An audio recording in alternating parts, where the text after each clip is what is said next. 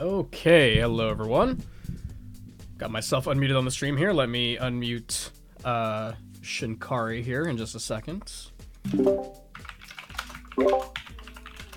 All right, hello. Hello. Awesome. How you doing? I'm doing real well. How about yourself? I'm doing okay. A little nervous, honestly. I gotta be honest.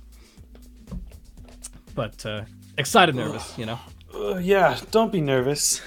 I'll make sure to help you every inch along the way. Appreciate it. Yeah, no, I'm actually really excited about this. No, this is because to be quite honest, I think you're probably just as far as I can tell at a glance, I think you're the most experienced caster I've casted with so far. A little rusty. Likewise, but you're definitely there. So this should be exciting. Did you have a preference for doing color or play-by-play first? Because I figured we would alternate because we both specialize in play-by-play, which is kind of funny. So I'm down to alternate or try either one.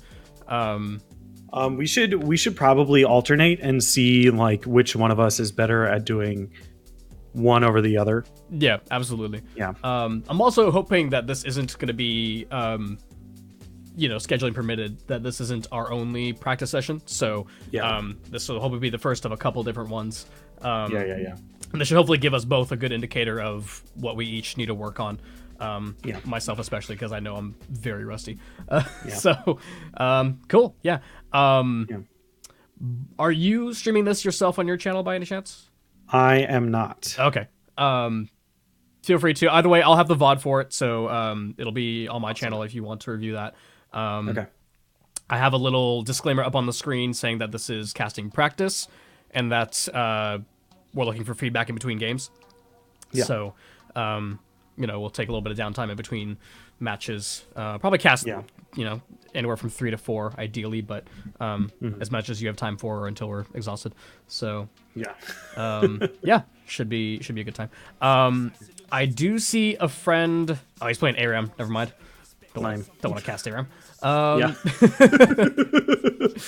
am reaching out to a buddy of mine right now. He's in Plat 2, and I believe he's playing ranked. Yeah, excellent. Yeah, that's a good. He's an 80 carry main. Good. It's a good elo. Yeah. And then as far as camera control goes, I usually just leave it on. Just try to sync up time and leave it on direct to camera, and that usually gives us both the same viewpoint. Yeah. Awesome. Your experience with that, good.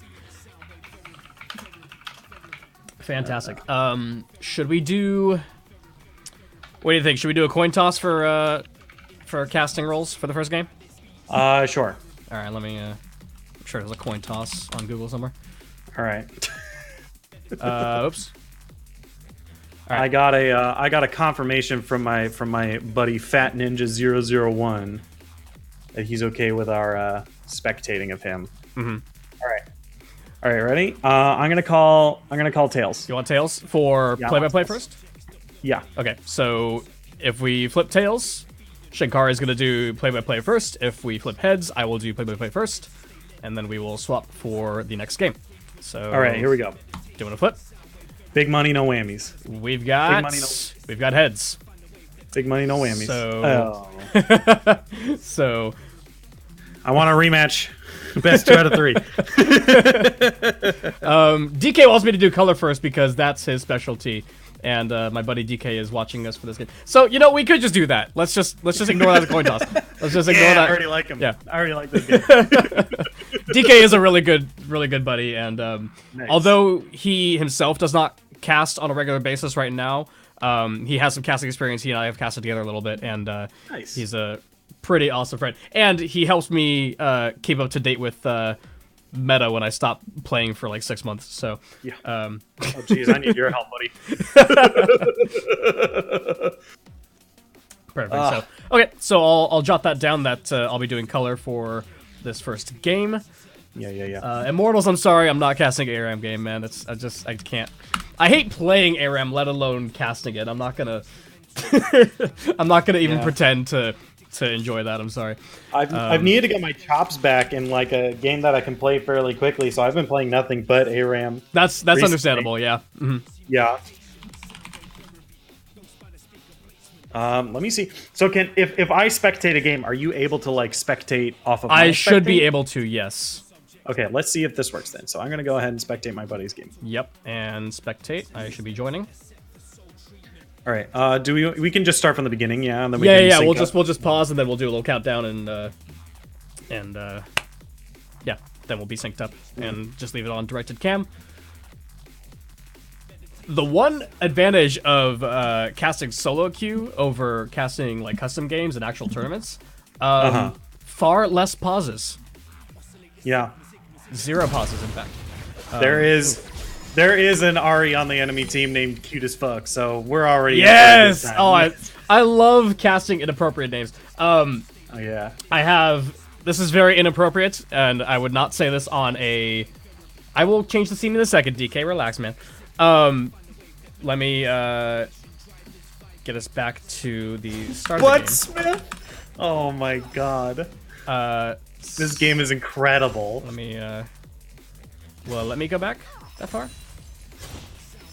It's not letting me rewind. That's odd. It's keeping me stuck at 5 minutes. Yeah, I can't go past 5 minutes either. So let's just start at 5. Yeah, 5. I have 501 at the top. Okay, I will leave it there. Okay. Give me just a moment before we actually. I want to make sure the scoreboard is up permanently.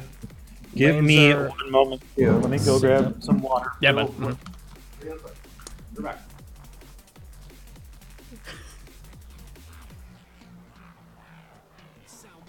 Okay. This is also a little weird because usually when I cast from home, I don't leave my camera frame up. I'm going to leave it up for now, just for fun. But yeah, I usually don't leave the camera up when I cast because usually it's casting for a tournament, so obviously you don't want to see me, per se, you want to see the game. So I'll leave it up for now.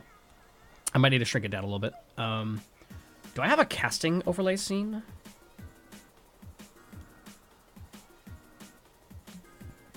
Apparently not. I should work on that at some point. I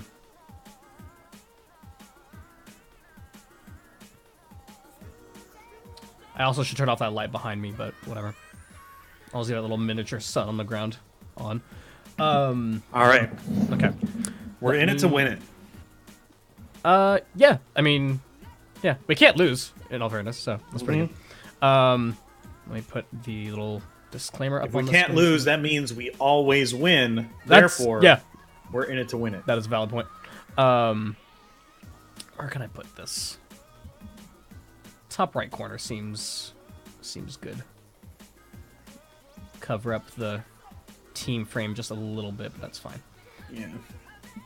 Okay, let's put that up. Okay. And let's see.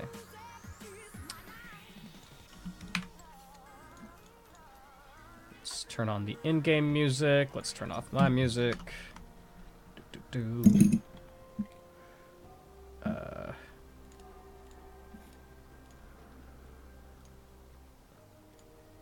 There we go. Perfect.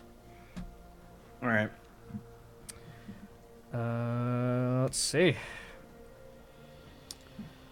I also need to refamiliarize myself with these spectator controls. Okay, so as a quick preface before we unpause and hopefully remain synced up to cast this together, welcome to those of you tuning in. We're doing some shoutcasting practice. This is, of course, if you're watching my channel, you should know me. And I'm joined by Shinkari today. Am I saying your handle right? Yes, okay. Shinkari is correct. Perfect, awesome. Also known as Alex, and he is the other primary caster that is joining me for the Fanime Con League of Legends tournament next month, approaching very quickly at the end of next month. It sounds like we're both a little bit rusty. I know myself, I'm very, very rusty, and especially in doing color casting for this first game, which I usually do not do. I usually do the fast hype man play-by-play stuff. So that's what Shinkari will be doing this game. and I will be focusing a bit more on the analysis and the color and all that kind of stuff. So we will switch for the next game that we spectate. If you happen to be tuning in and you are going to play at all today and you would like us to cast and spectate your game, we can definitely do that. So hang out for that if that sounds like a fun idea to you. Also, if you like this kind of stream and you want to see us just cast people's games more often or see me cast people's games often, I would like to turn this into kind of a regular thing at some point. So let me know about that. And as you can see on the screen up at the top right, this is a practice and feedback focused session. So if we screw up or bumble or mess up names or ability names or just say something incorrect, try not to flame us for it, but do feel free to take note of it, and then we can discuss it in between the games. Because we do want to improve, but we don't want to just get shit on for the sake of getting shit on. So there's that. As far as the preface for this game, since we did not have access to the champion select in the first 5 minutes, looks to be this. You said this is about Platinum 2, Elo? Yeah. So this is about Plat 2 Elo. The friend in particular that we are spectating is a friend from Shinkari. It is Fat Ninja 001, the Sivir on the red team there. Currently at a bit of a disadvantage on their side with almost a 2,000 gold deficit. The blue team is sitting at a comfy 3-0 for the start of the game. Looks like the Ahri is popping off 2-0 already with a bounty. So that's kind of the setup for this game here. We are starting about 5 minutes in, and we will do a short countdown here in a second, and then hopefully stay synced up and begin to cast. Yeah. So before we do that, tell me about what do you think about this team comp so far? What do you see initially out of both of these teams? Obviously, my personal experience is seeing with solo queue comps is that they'll mostly go for like a skirmishing comp, and it kind of looks like that is what's going on with both of these teams. They're kind of like oriented to be kind of like 3 to 4 man groups, not everyone fighting as 5 together in one gigantic wombo combo. Yeah, definitely. So yeah, fantastic. We'll do that. So normally we would discuss sort of team comp discussion during champ select and then the little bit of loading time delay, but we are going to do that right now before we unpause. So looking at the blue side, we've got Renekton up at the top lane, a Lee Sin in the jungle, Ahri in the mid lane, Ezreal and Alistar in the bottom lane. Over on the red side, we have a Shen in the top lane, a Rek'Sai in the jungle, Annie in the mid lane, and a Sivir Taric bot lane. So starting off with the blue side here, kind of like you were saying, a bit of a skirmishing comp here. I would say that they have arguably the weaker full-on teamfight 5v5 versus the red side. That being said, they do have Alistar, which is a fantastic team fighter and engager, although he does work great in early roaming and uneven skirmishes as well. Renekton has a very dominant early game, typically very feast or famine champion for the top lane. He tends to be very aggressive. Sometimes they take Ignite up at the top lane. This one opted out of that. He's going for the teleport, a little bit safer. But generally speaking, they like to go for early kills, early pressure, early aggression, and kind of shake up that top lane very early on and draw some pressure up there, as opposed to, say, more of a safer, tanky top laner that's going to sit there, farm for a while, and then join team fights, aka the Shen on the opposite side. The Lee Sin and Ahri combo, great for single target picks. In like sort of single target pick compositions, you'll see that quite a bit. Ezreal is pretty good at that as well. Ezreal's very versatile though. He's a very safe champion. He does do well in team fights, although his damage can be hard to execute because he is so skill shot focused as opposed to just an auto attacking AD carry that can unload, such as Sivir.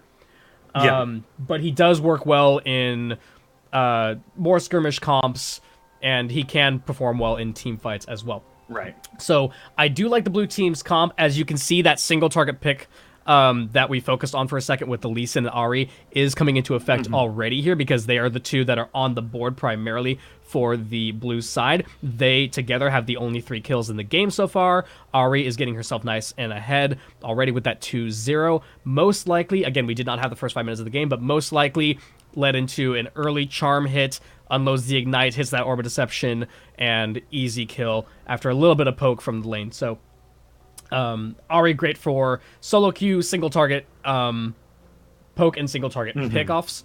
Lee Sin as well can help execute and chase down some early kills. He's a great early skirmisher in the jungle. Yeah. That being said, over on the red side here, they do have some fantastic ways of getting back into the game despite their early deficit. So they do have the Shen up at the top lane, currently level 5, should hopefully be level 6 soon. That gives him that Stand United soon to start turning the tides on some of these most likely not great team fight position setups for the red side, because as we see, the blue side right now has the early lead. They have the aggression. They're going to be starting a lot of these early fights on their terms. Shen can turn the tides very quickly alongside the Taric, who has the Bastion Shield, the heal from his Q, and the Cosmic Radiance, I believe is his ultimate. Yes. And the Cosmic Radiance from his ultimate to give them that invulnerability. So the red side has quite a few tools, and take into account Sivir's Spell Shield as well. They have quite a few tools to turn a fight around. Basically, they can bait out some aggression from the blue side, let them start the fight on their terms, which you ordinarily would not necessarily want to do. It's a lot better to start a fight on your terms, but the red team have the tools to deal with that appropriately if they react together as a team, which can be hard to do in a solo queue game. They have the Annie in the mid lane as well, currently a little bit behind the Ahri, but she is keeping up in CS pretty well, so she's not horribly behind in gold, and Annie is a fantastic team fighter, even a bit of a solo queue pick as well. If she gets a good Tibbers ultimate off with that stun passive, she can suddenly turn the tides on an otherwise very bad team fight. And once she starts to snowball a little bit and get some gold in her favor, she can engage fights. And it looks like she is the primary engage tool for the red side, aside from a great flash knockup from the Rek'Sai or a taunt from the Shen. The Rek'Sai is kind of interesting that she is behind a little bit as well compared to the Lee Sin, because if you have seen, particularly in the NA LCS recently, for the last couple of semifinal series, Rek'Sai and Jarvan are the two dominant junglers right now by a long margin. Conqueror Rek'Sai very, very strong right now. And so seeing the Rek'Sai behind the Lee Sin is a little bit surprising, but it does make sense. Lee Sin has some good early game outplay and kill potential in the jungle before Rek'Sai starts to get a little bit of durability, and especially before she gets her ultimate to start cleaning up some kills.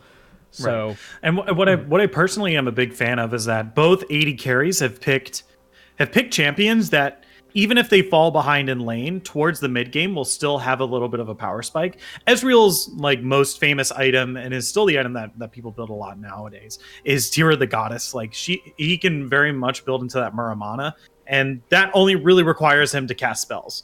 As long as he's casting spells and doing that and gaining up that mana and turning the I forgot what that item is off the top of my head. Whoop.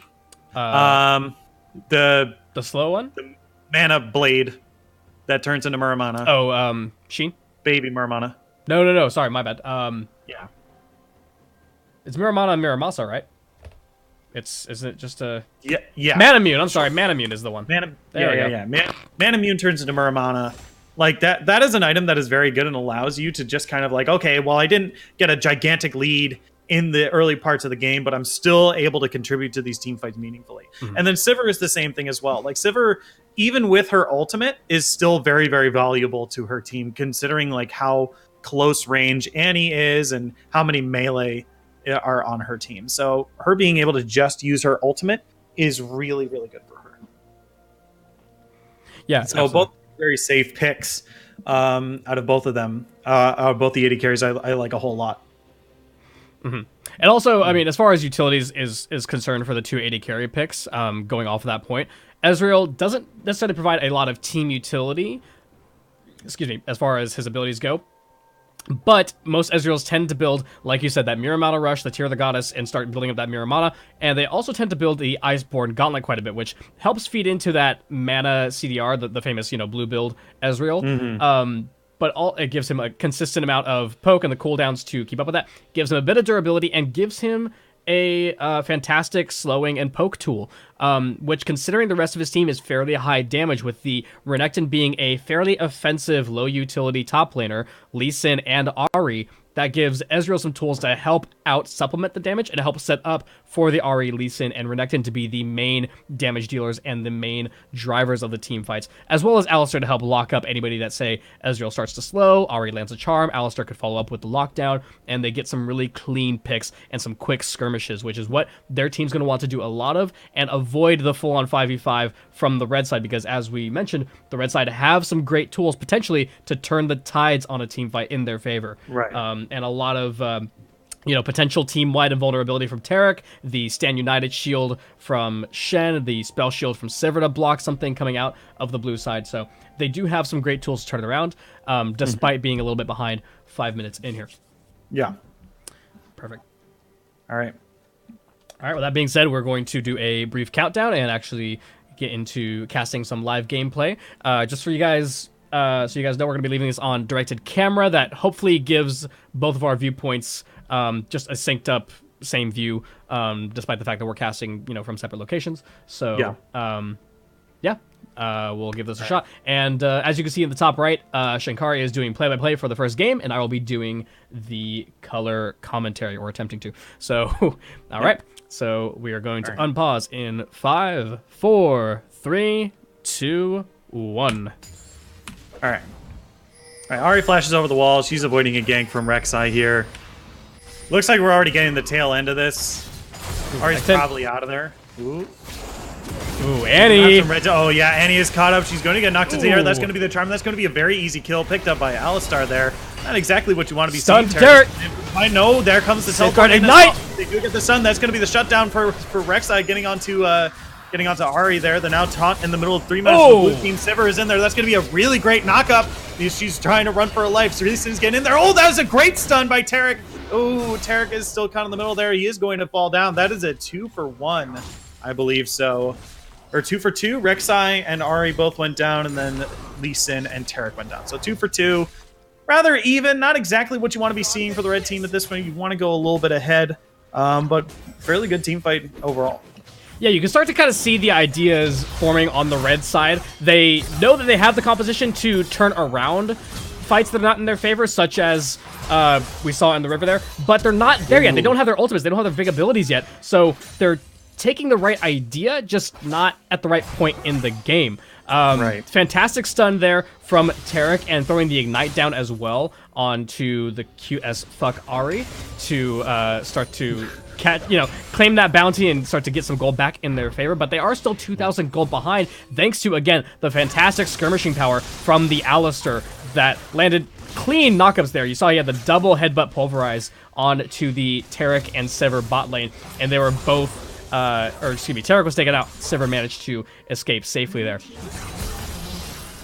Ooh, that's a really sneaky dragon there. Yeah, first dragon going over. Again, the blue team have that early game dominance right now. They have that early game map control, so they need to continue to press that and snowball that in their favor. Yeah, and if we take a look at the map, like, Rek'Sai hasn't been doing the greatest job of warding up the jungle here. Like, we take a look, like, this whole, even their side of the jungle is completely dark. It's not really looking good for them, like, in terms of being able to see where Lee Sin is. Like, if Lee Sin is going to be aggressive like he is, like most Lee Sins in the early game, and be looking for these early skirmishes, you need to be able to know where he's going. And right now, the red team just has no clue. Yeah, absolutely. The vision on the red side, very, very dark right now. You can see a lot of Rek'Sai tunnel set up, but they don't provide any vision, any additional map control for them necessarily. Although Rek'Sai is level 6, we might see something very soon. She's heading down to the bot lane.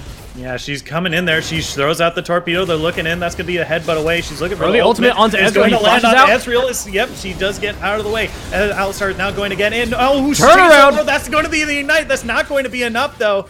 Neither team is going to get a kill in there. Lee Sin is now coming in. Here comes Ahri! Looking for the kill, and Ahri is now here as well. They're trying to get it. They're going in. Oh, that's a great knockup onto Taric. It looks like he's going to go down. Stand United! Out of shield is not going to be enough. That is a double kill for Ezreal and 0 kills for the red team. Again, same idea there. The red team have the right idea in mind, but they're just doing it a little too late. Their timing is off. Oh, Lee Sin going for the chase, though. Yeah, Lee Sin really wants this. Oh, no. Okay. Yeah, okay. He's gone, buddy. Sorry. Oh, he's still doing it. Oh, he misses. Oh, my God, he does the worst. Oh, no, the minion block. He's got the minion. Oh! They both go down. What the hell? Oh, my God.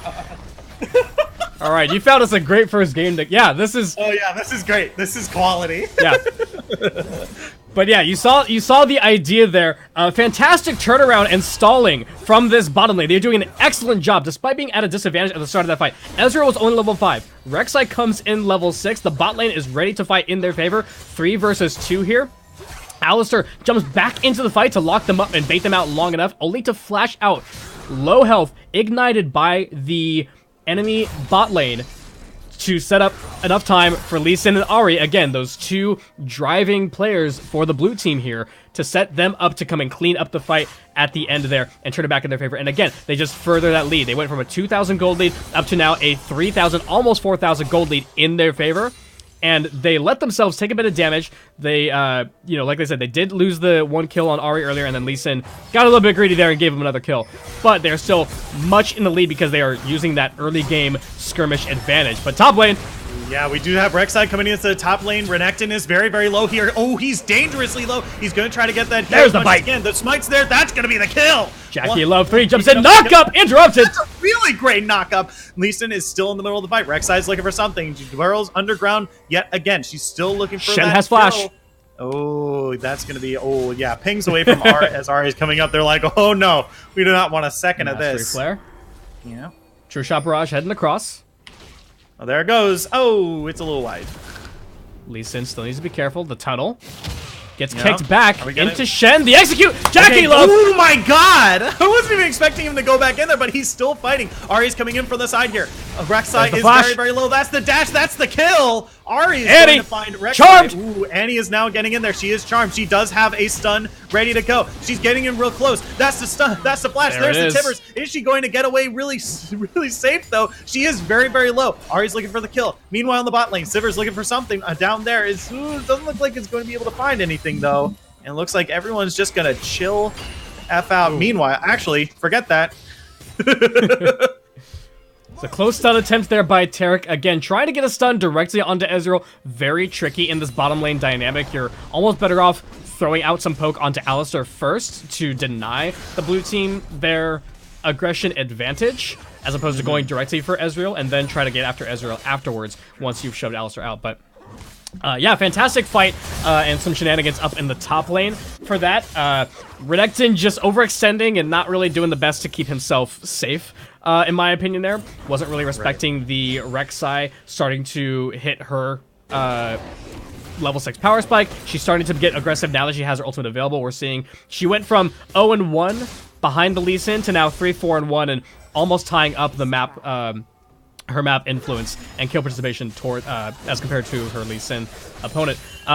Great cleanup from the Annie there, and good job not getting caught out in the process. But Jackie Love 3 on this Lee Sin, fantastic job getting a kill 1 versus 2 and diving back in. He was cleaned up by the Annie, but you can see, just like we were saying earlier, that outplay potential, that early game skirmishing potential that Lee Sin has over the red team.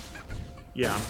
And now we see moving into this dragon here, Shen does have his ultimate and his teleport available. Rek'Sai going into the jungle here. Renekton got a little bit greedy trying to steal red buff. Rek'Sai's dead. Yeah, oh, but he turns it around. Get the red buff though. Rek'Sai is taking very, very low. Oh, Ahri's come from the corner. She's going to pick up the blue buff. Going around the corner. There's Annie. She's charmed. She's also ignited. Stand United is now used. There's the Timbers. Not going to find the stun. Meanwhile, in the bot lane, we have Taric fighting both Alistar and Ezreal. Good and stun. Timbers trying to do her best to keep her in Timbers block. Renekton. Timbers. There's the flash. There is Renekton in the middle of the red team now. He's doing as much as he can. Shen is trying to get away. He's so low. That's going to be enough damage coming out from Lee Sin. That's going to be 3 kills up in the top side of the map there. That is disastrous for the red team there. Yeah, again, they're just, right now they're just not quite, oh, good flash stun! Ooh, yeah, that is a really great flash, a really great response from Alistar. Do they want more? There's the heal from Taric. Are they going to go in? Sivir's looking for something, not going to be able to find it. The two of them are just going to back off. Just a little scuffle. Great flash stun there from Buttsmith, but again, Ezreal's just so very safe he can jump out of that right away, and he still has his flash and heal up there, so they didn't really gain a whole lot out of that, despite it looking, you know, very impressive there in the moment. But yeah, the red team are just not respecting the early game skirmish and outmaneuver potential from this blue team as they quickly head back down to continue the pressure up in this bottom lane. They're not even concerned with extending the laning phase and farming. They're not going to give the red team time to catch up with farm. They're just going to keep going for these early skirmishes, these early fights, and shut the game out as quickly as they can. Yeah. And it's really odd. Like, we see a couple of good early game champions. We see Rek'Sai doing a decent amount of damage early on. Like, she's turning into a CC tank, like, later on. She's not going to be doing that much damage. And Annie, her damage falls off the later that this game goes on. So, really, the blue team is doing a great job of trying to shut out a lot of the damage dealers fairly early on so that they don't have to deal with their power spikes in the mid and even the late game. Curious bit of a build on the Ahri in the mid lane here. We haven't talked too much about rune choices or build so far. But Ahri going for the Glacial Augment for her Keystone in the mid lane and going for that Hextech GLP to synergize with that so she gets that extra bit of chill, that extra slow AoE by combining those two. And she does have 10 stacks on the Darksteel, so she is ramping up some AP. She is ramping up in power quite a bit. But she's going for a bit more of a utilitarian build as opposed to just straight raw Luden's damage. But back up at the top lane. Yeah, we do have a very deep gank here. There's the GLP coming out, trying to slow Shen. He's trying to do as much as he can to keep them underneath the turret to deal as much damage, but it's not going to be enough. Shen is going to be taken down, and that's probably going to be the top turret as well. Tanky, but not tanky enough. That top turret does fall. 2 towers for the blue team, but here comes the cleanup crew. Annie from behind. Yeah, that's going to be Rek'Sai with the ultimate going to be able to, the stun missed. Find the first kill, and the stun is not going to be able to land. Tibbers is now in there, trying to get that vision, trying to get in there. Here comes the stun from Terragus, not going to land the rest of the red team. Lee Sin back in. Up there, yep, Lee Sin's going back in. There's the Cosmic Discharge. They're going to be able to try. There's that invulnerability. Here comes Alistar in from the river. He's looking for something. Is the stun going to land? It's not going to land. That's the ultimate from Alistar now. He's looking for something. They're all trying. There's that. Ooh, that's a really great knockup from Double Ignite. It's not going to be enough. Terrakin's going to be able to bound out. That's a stun onto Rek'Sai. That's going to be a second kill for the blue team. And Ezreal's like, hey guys, I'm here too. I guess I killed the ward. That's great, cool. Renekton's teleporting into the mid lane, looking for a kill on the Sivir. Not going to be able to find it, but he's just going to back away. Looked pretty good. Fantastic fight there. I believe that was a GLP kill that came out from the Ahri. I believe that chili shot was what killed the GLP there. Was very early on. I mean, it could have recharged. I'm not sure off the top of my head. Oh yeah, I don't know what her secondary runes are. Annie's jumping in there. Ignite. Yeah, that's a flash. Ignite. That's a really great shutdown, actually. That was really great. Just sliding in there. Oh, Annie. Oh, yeah, you're getting caught out there. That's going to be Renekton's in. Renekton's now in the middle of the team. He's looking for something. You haven't found anything yet. Tarek is in the middle of their team, and they're going to turn it right around. That's going to be a kill for Ahri. Ooh, the Ignite is ticking, though. It's so close. Great last-second heal from Renekton's Call the Meek there. Yeah, Renekton getting out with a not even close. Yeah, that Ignite was ticking away, and like you said, he was about to go down, throws out that empowered Q, that Call the Meek on the minions, just for that little bit of heal to keep him alive there. Fantastic decision from the Renekton player. But yeah, bit of a wacky game so far here. Lots of fighting, but again, that's what the blue team wants here, and look at how well it's working in their favor. 4 towers to 1, 9,000 gold in their favor, 19 kills to 7, and both dragons of the game so far in their favor. They are absolutely in control of this game. If we look at the vision here, blue team have fantastic vision, some deep wards up in the top lane of where they were just skirmishing. They have a couple control wards on the bottom side of the map as well to set up for this next dragon soon. The red team, still fairly dark. They have a couple of wards defensively in their favor, but look at the opposing side of the map for them. The blue side of the map for them is completely dark. They have no idea. They cannot see the blue team coming, and they are not doing a good enough job of trying to avoid this continued early aggression from the blue team. But they might have a catch here. Yeah, Renekton is caught out. He's knocked into the air. Is he going to be able to get over the wall? Well, that's the ultimate as well. That is a really quick ultimate. Sometimes I don't even see it happening. Yeah, Rek'Sai picking up the kill on the Renekton here. Rek'Sai is not a champion you want to try to play chicken with and run from. She is amazing at cleaning up and chasing down kills. You cannot flash that ultimate. You cannot dash that ultimate. There is not much that will save you from that execute if she gets that off. And Lee Sin and Shen having a little bit of a scuffle, but he sees Ahri coming and is just like, nope, I don't want a second of this. You guys can have fun and do whatever you wanted to do over on this side of the map. I'll just get out of here. Blue team going for their 3rd dragon of the game, the 2nd Ocean Dragon. So, again, they have a bit of a... As the red team try to stall this game out here, and try to look for opportunities for late game team fights. The blue team are going to keep up their pressure and keep up with their poke composition, or the bit of the poke composition, from the Lee Sin, Ahri, and Ezreal. Those 2 Ocean Dragons are going to make them absolutely insane and give them tons of mana sustain and health sustain to outpoke the red team here. Rift Herald going down as well. A lot of pressure in the mid lane.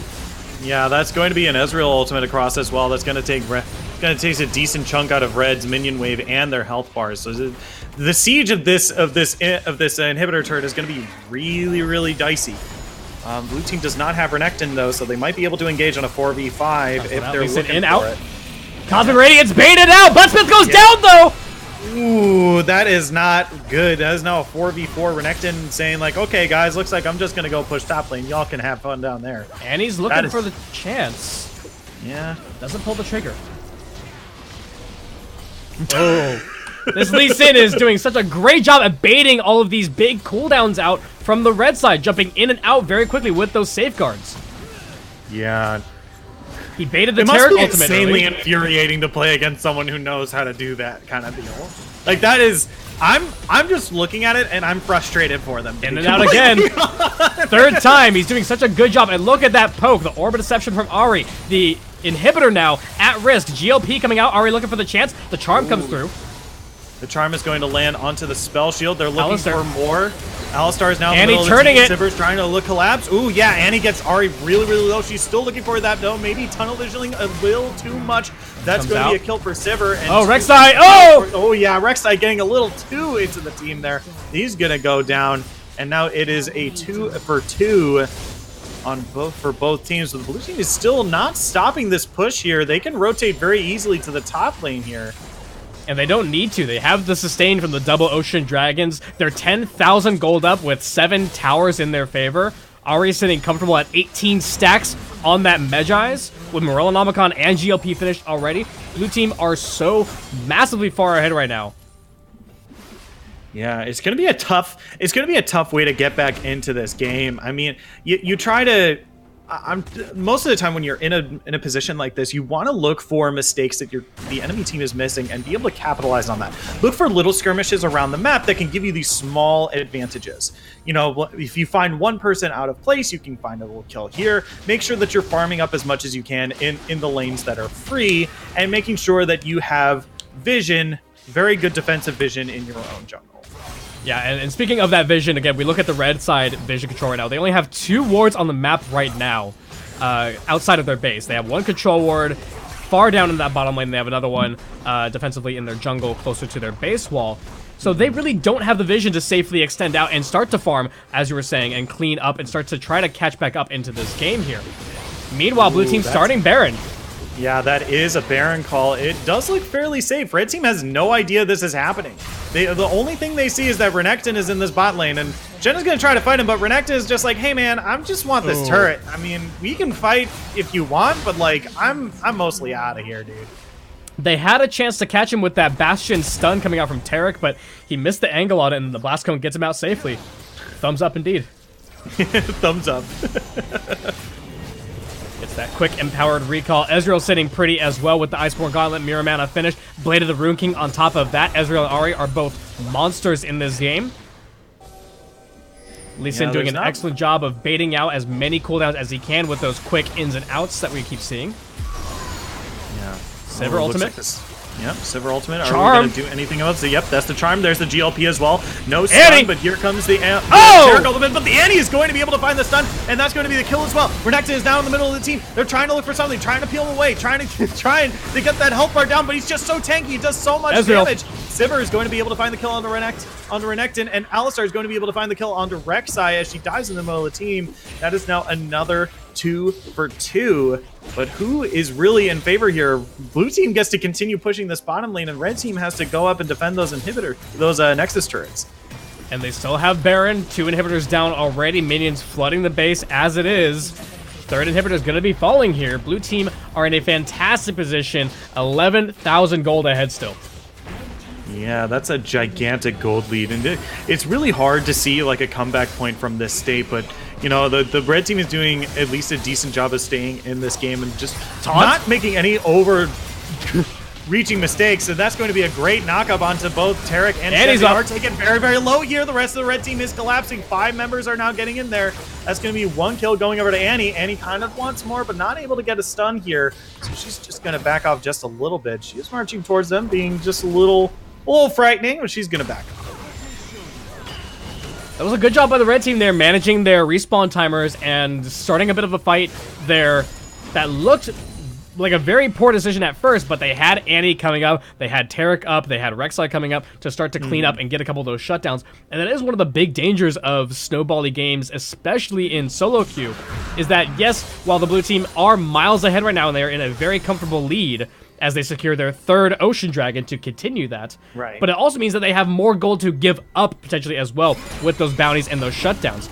We've seen Ari get shut down a couple times already, and because she has such a snowbally build with that Medjay, she just lost a bunch of stacks on that Medjay, down to 8 stacks on it. So she just lost a lot of power. That gives the red team room to start to use their team fight composition to turn the tides, as we were saying at the start of this game, albeit a bit later than we would have liked to see out of them, but they are starting to do it, and they are holding on. They haven't lost the Nexus yet. Their Nexus towers are still up.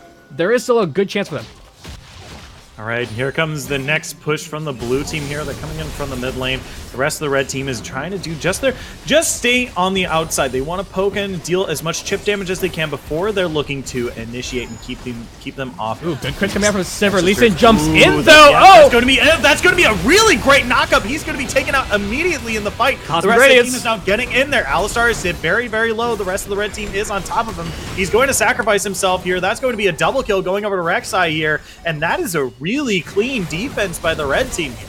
And that's exactly what we want to see out of them. That is them turning the tides and using their team fight composition there. Lee Sin jumped in, tried to start that early skirmish like he was doing all game very safely, but he can't do that as safely in a full 5v5 with the rest of the red team ready to lock him up and turn the tides, as we were saying. And again, despite the blue team still having a lot of damage in their favor and being miles ahead in their builds compared to the red side have that Tarek ultimate. They have that Cosmic Radiance to completely nullify a bunch of that damage. So as the blue team start to unload and start to use their cooldowns and unload a lot of that damage, it's getting completely negated by that Cosmic Radiance. Gives the red side time to start to ramp up their damage in the fight with the Sivir Ricochet shots, the Boomerang Blades, and Annie's damage as well. And we see Rek'Sai getting a nice, clean double kill for herself, and she's starting to become the terrifying monster that we've seen out of her a lot, such as in the pro play scene. Yeah. So, what do you think we want to look for in the red team here? What are the red team looking for? They're starting to. They need to continue this trend of letting the blue team overstep, letting the blue team get too aggressive and trying to rush the end of the game, trying to rush that closeout and catch them off and catch them out of position underneath towers like they were doing here. I want to see them start to expand out and ward up their jungle a little bit more. We're starting to see them do it. They have a couple of deeper wards in their jungle, but overall their vision scores are very low by comparison to the blue side. So they really need to get on top of their vision game here. As soon as they win a fight, try to get some map control with vision. That is a Sivir ultimate popped. Are they going to be... Is anything going to be found off of that? Doesn't look like. The rest of the blue team just immediately walked in the other direction. Give them the classic League of Legends special, the classic strategy of walking in the opposite direction. Send in.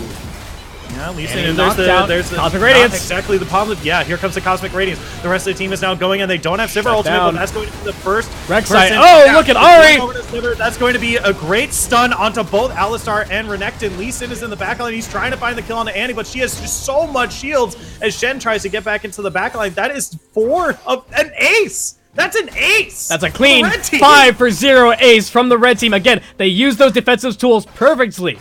They used the Sivir ultimate early to try to scare the blue team into thinking that they had blown all of their important cooldowns, but that was just one Sivir ultimate. They still have the Cosmic Radiance, they still have Shen stand united, they still have Rek'Sai to dive in and clean up and pick off the Ari, almost an anti-assassin, assassin of herself on that Rek'Sai. Clean 5-for-0. Fantastic Cosmic Radiance. I believe that hit all four or maybe all 5 members of their team, and now the red team are the ones trying to take this next Baron. Yeah, this is a great call by them. Since the blue team has to spend so much time getting to this Baron, if they're able to deny, they don't even need to do anything overly aggressive. True Shot Barrage early. Yep, True Shot Barrage real early. Not going to be able to get that steal, but This is really great move by the red team here. By denying, they don't even need to do anything like spectacular with this Baron. They just need to deny it from the blue team, so the blue team can't just walk into their base. They have all their inhibitors back up, which is really great, and now they have a Baron which they can use to push those lanes outwards and give them an edge closer to that gold lead. We now see the gold lead has now decreased. This difference in gold between these teams is now 1.3 thousand gold. That is a very, very small deficit that the red team can very easily surpass. Exactly, and that's, I'm going to get on my high horse here for a second and say this is why you never surrender your ranked games. Yes. Ladies and gentlemen, they were 11,000 gold behind. They are now less than 1,000 gold behind, and they are losing another dragon, but they're in a much better position in this game, and they are using their team fighting tools properly, especially if you have scaling champions like a Sivir, Annie as well, Shen and Rek'Sai. You absolutely have the tools to catch back up from any game, no matter how dire it looks from the outset. So great job by the red team keeping their composure here and letting the blue team get too aggressive, get too cocky and aggressive, and catch them off guard here and come back into this game. That being said, their vision is still a bit lacking here in the jungle. Red team don't have a ton of vision. They need to be careful about letting the blue team set up for those skirmishes and picks like they were doing in early game again, and not letting them do that again. Yeah.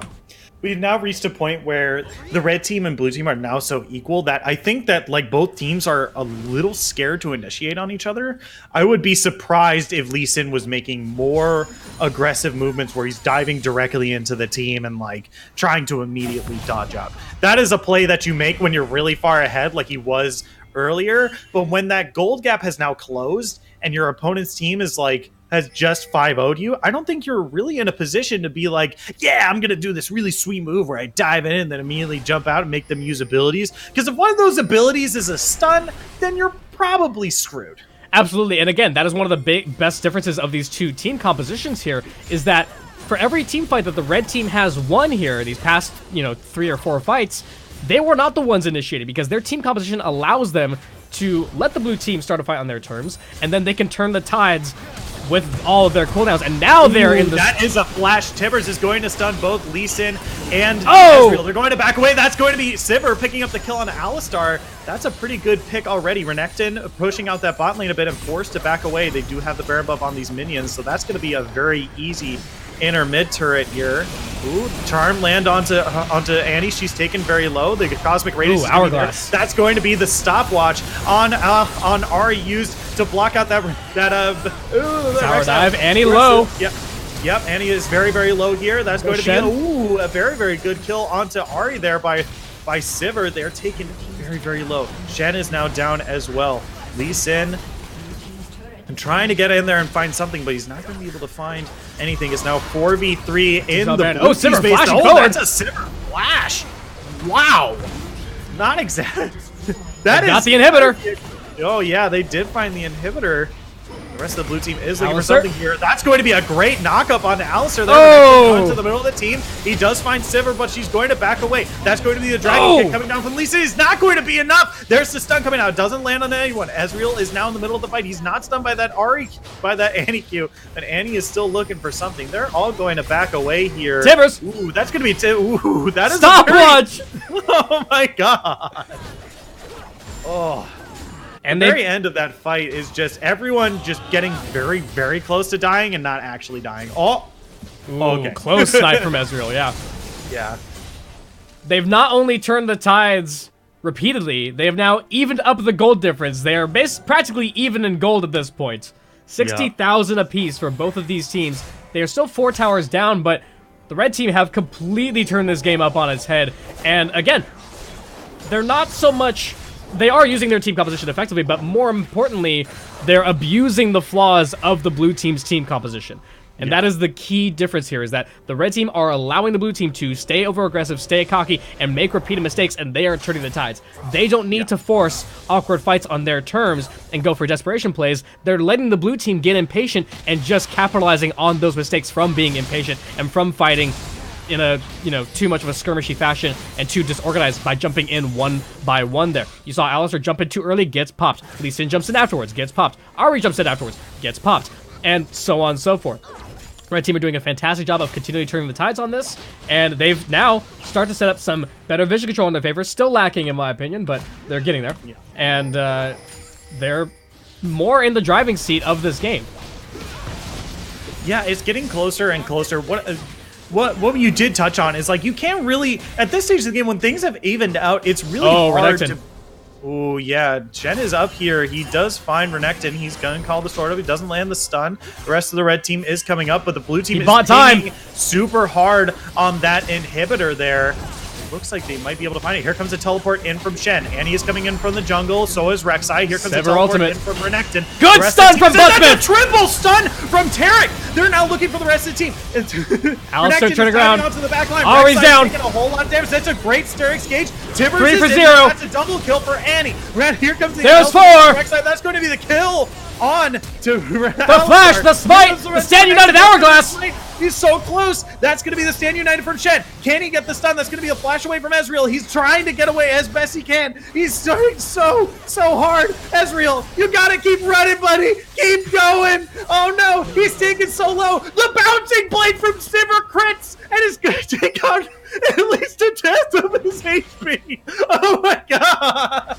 They not only blew the game wide open, they blew the game to the end for... That was a poor sentence. Forget what I just said. Red team turned that around completely.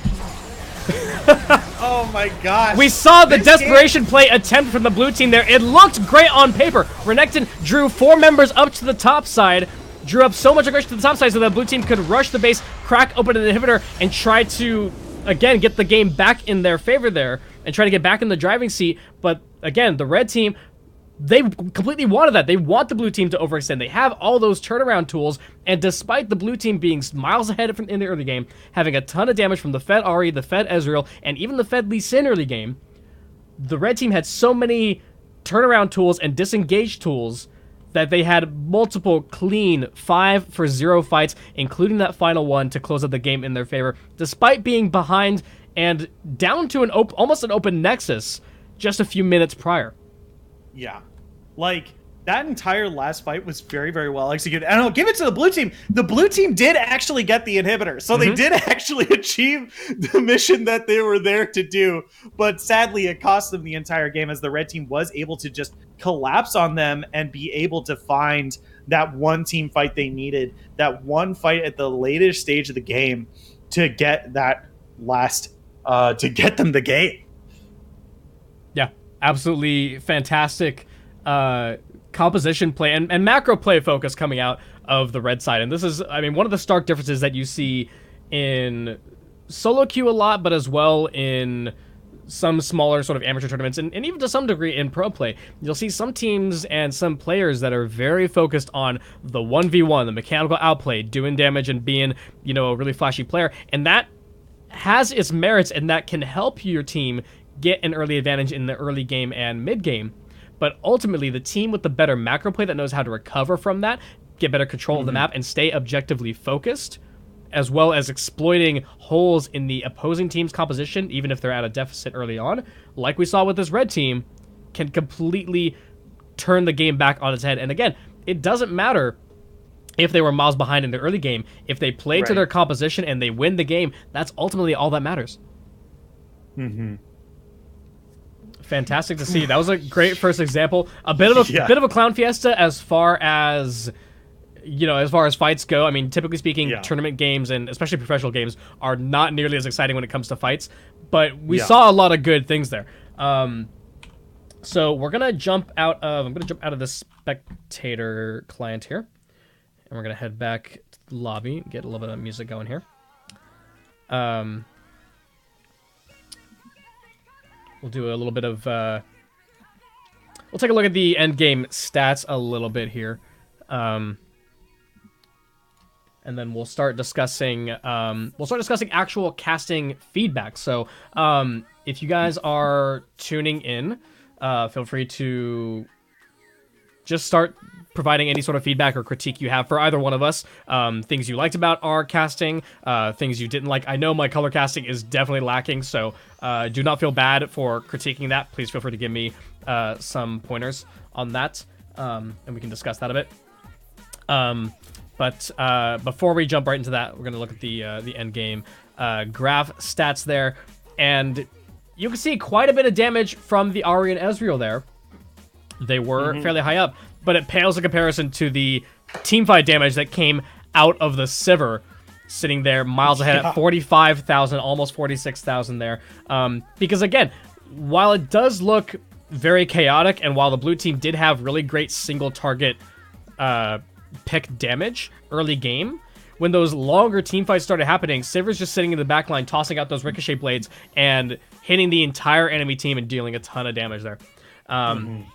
Rek'Sai's damage overall looks fairly low by comparison, but again, bearing in mind she's mostly there to start off a fight with those knockups and then clean up the end of the kill with those executes from her ultimate. So, despite her damage not looking so high, it's the purpose of her damage that is important there. And Lee Sin and Renekton ultimately, they had the great early game influence, but their damage ultimately wound up being lower compared to their counterparts over the course of the game. Shen with barely more damage than the supports. He is a tank. He is not meant to do a lot of damage, but looking at the vision control though, vision score, blue team still had the lead for vision score throughout the game. Alistar with 57, the highest vision score in the game, compared to the Rek'Sai, the next highest, being at 43. They most likely they did buy more control wards overall. We're looking at 20 control wards for the blue team compared to 15 control wards for the red team total. 9 purchased on Rek'Sai alone, so great job Rek'Sai contributing to all that vision to get back into the game. Much appreciated there.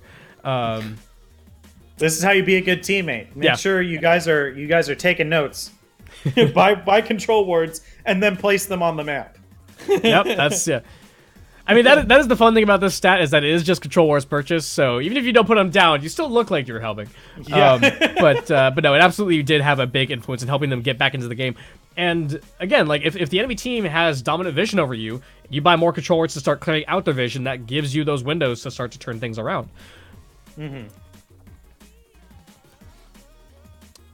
So yeah, exciting first game there.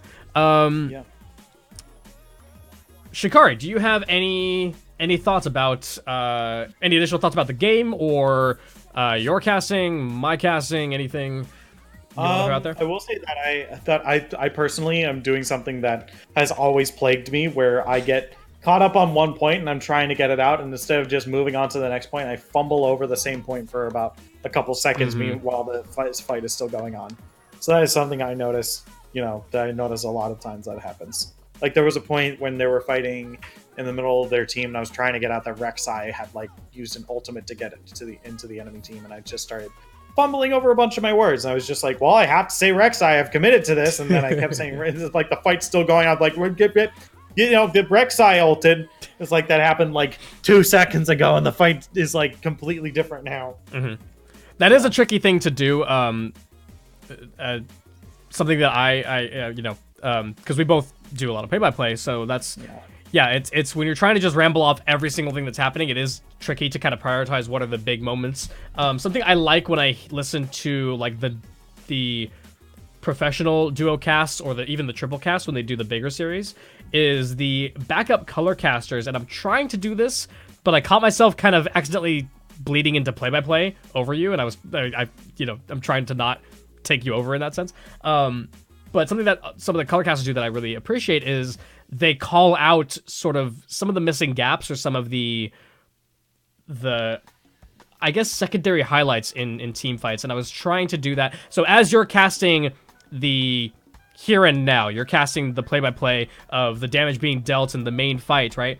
If I see a flank coming from the side, I'll try to throw in sort of on top of you of here comes Annie, something along those lines. That's that way you're not trying to cast you're not trying to say Sivir dealing a ton of damage and Annie's coming from the side and then go back to Sivir. You're not trying to basically cast two separate sides of the same team fight. That way you can focus on the live here and now of the core of the team fight, and then I can kind of pick up some of those little side pieces as players join in, call out for teleports or things along those lines, or just react when big moments happen. You know, somebody jumps in or gets popped right away, and I can kind of react in kind. So I was trying to do a bit of that to kind of assist you with that, but at the same time, I did catch myself starting to naturally want to go back into play-by-play and just start casting. I was like, wait, no, not my job right now.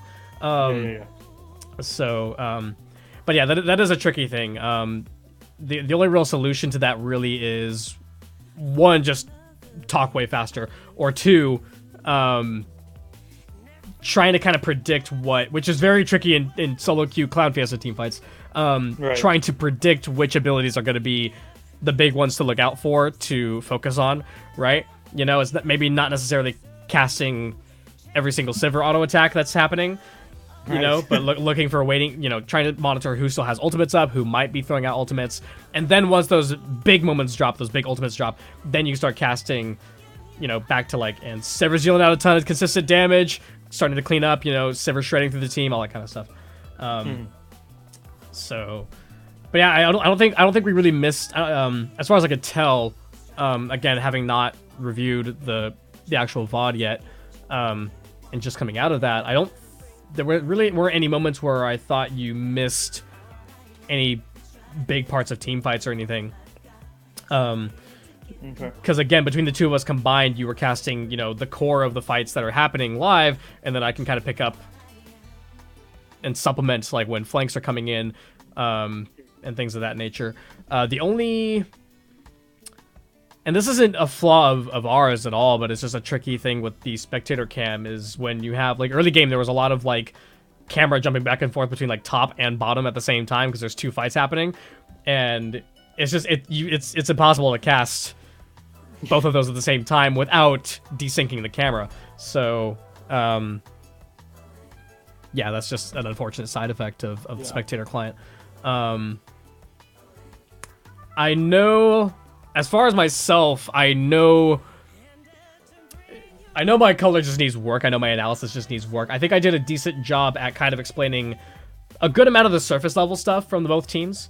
We did spend a lot of time discussing, or no, excuse me, I spent a lot of time discussing the key differences between the two team compositions, and I did not spend enough time focusing on compositions or builds. I barely talked rune choices at all.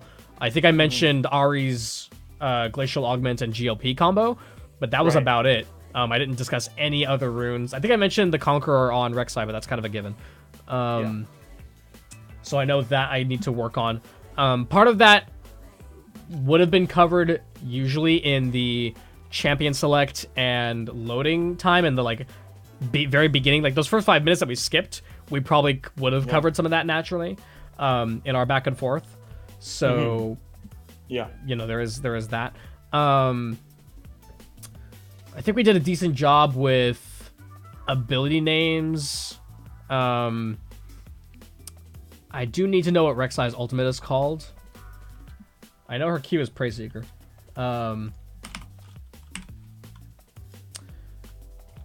Let's take a look here.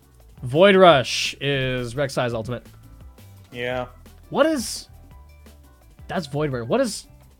Wait, then what the hell is Kai'Sa's ultimate then? Why did I think Kai'Sa was Void Rush? What is Kai'Sa? I think, like, is Kai'Sa's W Void Rush? No. Hold on. Killer Instinct is her ultimate. Void Seeker is... Okay, so Kai'Sa's W, that long sniping ability she uses to mark and then jump in. Kai'Sa's W is Void Seeker. Rek'Sai's Q is... Oh, they renamed it. Oh, wait, no. Oh, that's what, because... I see. I can't read. So, I'm using the League Wiki for this, by the way. Yeah. So, she has two separate tabs. She has Unburrowed and a Burrowed tab, which makes perfect sense. So, Rek'Sai's Burrowed Q is Prey Seeker. Kai'Sa's W is Void Seeker. Very similar. They both have similar functionality, too. They're basically just mark snipes. But yeah, so Rek'Sai's ultimate is Void Rush. And I think Rek'Sai's going to be meta for a bit, so that might be good for us to keep an eye on and know her ability names. Of course, Burrow. Her E is Furious Bite. Her like spinning damage that she does when she's unburrowed is Queen's Wrath. That I did not know. And then Unburrow Tunnel. That's all pretty straightforward. Void Rush is good to know for her ultimate mainly. For the execute. Kai'Sa wasn't in the game. We don't need to worry about that too much. Let's see. But yeah, again, as far as just trying to be honest with myself as far as my color casting went for that, I think I did a decent enough job. Again, I would have liked to have done a bit more on builds and build order, rune selection. Honestly, I don't think we had like the time to talk about that. Exactly. I think so many fights happened so quickly is that once we were done talking with one point, like if we are focusing on a point from like a previous thing and maybe like expanding on that like a little bit, like the second we were like almost done with that point, they're just like, okay, another fight happened.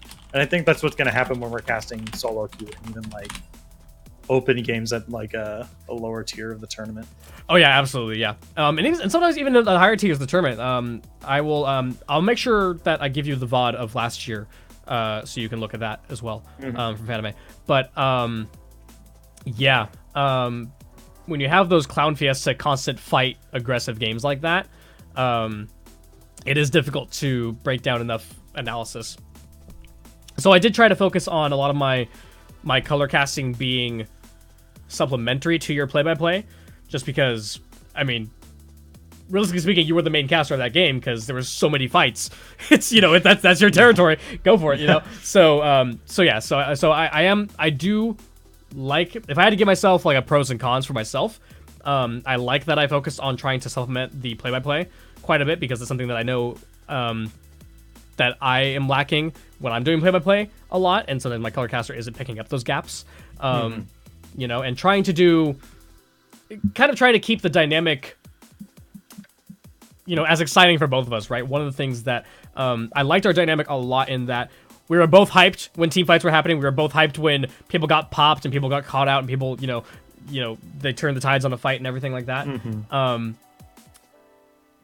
But it wasn't one of the dynamics that as an example, that I don't like a lot is when you have this hype team fight, play-by-play caster is going off and he does this crazy team fight, and then when the team fight ends, the color caster jumps back in as if it's the start of the game again, and he's just kind of monotone, like, Sivir built an IE, and, you know, it's like, yeah, okay. It's like, you know, instead of kind of helping to de-escalate that hype back naturally and gradually, and go back into, you know, obviously I'm not going to be yelling as if the fight's still happening, it's still as exciting, but coming down from it, you know, like, excellent fight by the red team. They turned around and start to de-escalate that excitement a little bit, right, with the analysis and cover the gaps of what was missed in the team fight.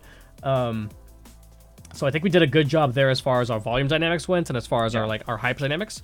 I feel like that felt really natural. I didn't feel like we had any awkward, you know, mistakes in tone, or anything like that. It's mostly because I have been around those types of people where they do kind of like they do have like a lower voice and are normally rather monotone. So like when they're casting, they're trying their hardest to like be excited, but because they might fall back into like a natural tone, just not on purpose, but just kind of like out of habit. And then they'll be casting a game, and then they'll just kind of on purpose, just out of habit, reach down to this. And that was a really great team fight for the blue team there, and they're able to get a huge gold advantage. You know, it's really, really good. And they did exactly what you know. And that is one of the things that it's a fantastic skill that it sounds like you and I both have to some degree. I don't know if do you have any sort of formal speech experience or anything like that? I mean, I was in theater, so that's the closest thing I have to formal. Formal speech training. Yeah, which is fantastic. By the way, sorry, I'll to cut you off. On that note, James Patterson, also known as Dash, Riot Dash, the host, the main host of the NALCS, that dude's an actor. He has an acting background, and he was an actor prior to joining the LCS. That explains a lot. And yeah, exactly. And if you guys get the chance to when you listen to and when you watch Dash, his presentation skills, his speaking dynamic, and everything from his body language, his facial expressions, everything when he's on the desk versus if you just like watch him in a like vlog or something, or like him on social media or whatever, it's almost a different person. And I think you and I both kind of do that as well. Like, I don't talk like this when I'm just chatting with friends. You know, this is me. I'm in my casting mindset right now. I'm in my sort of presenter mindset right now. And it's the same type of mentality that I have, you know, if you take a class at school and you have to give a speech or a presentation, right? It's that same type of dynamic where I'm focusing a lot more on pronunciation and not talking too quickly and projecting my voice openly, as opposed to if I was just chatting with friends and playing a game, you know, with some friends and stuff like that. So, but I think you and I, you know, both have a natural understanding of that. I just kind of wanted to talk about it for a second, for the sake of it, because I don't have any of that formal speech training. I don't have any theater experience. I'm looking to hopefully dive into that in a couple of years, a little bit, just for the sake of it, for the experience. So would you like to get into our next game? Yeah, we should. I do have one for us. Okay, cool. So let me start spectating that. And then you can jump in. We do have a couple seconds of champ select here. So okay, cool. That's pretty great. I'm a fan. So we should hopefully get the first game, or the first few minutes of the game here. I cannot spectate your thing. Oh. There we go. Okay. Yeah, I'm hitting loading screen now, so I think we're gonna skip actual champion select, but we should be able to start at 0-0 and actually have a full game for this one. So for this one, would you like to swap? And so I'm doing color and you're doing let's swap the roles just for the sake of practice. Yeah. We can just like alternate. Yeah. Just so we don't run into the issue of, you know, we spent all this time and then, you know, oh, I didn't get to do the color class. So let's just alternate. Yeah. Mm-hmm. I absolutely agree. Yeah. So this is game 2 for us. Yeah. Got that on screen. Okay, I'm gonna be pausing us at 0-0 here in a second. Okay, so let me go ahead and pause then. 0-0. Mine's just not even playing yet, so I'm just waiting. Yeah. Neither's mine. Let's pause at 5 then. At 5 seconds. 0-5, okay. So that way so pause at 5 and then we'll go in from there. So 1, 2, 3, 4, 5 pause. Okay. Perfect. Just so everything's loaded in, we know the game has started. Yeah. So right off the bat, you know, this is about as normal as I'd see for like a normal game. So both teams are rather skirmishy. Well, I would probably say that the red team wants to probably scale a little bit more. Twitch does a lot better the later the game goes on. So does Nasus, obviously, just based off of initial assessment. And what else I can see from the initial assessment from the blue team is that I want to say that they spike closer towards the mid game. I'm not entirely sure about Irelia, but I know Evelyn falls off the longer the game goes on. And Ari does a little bit more.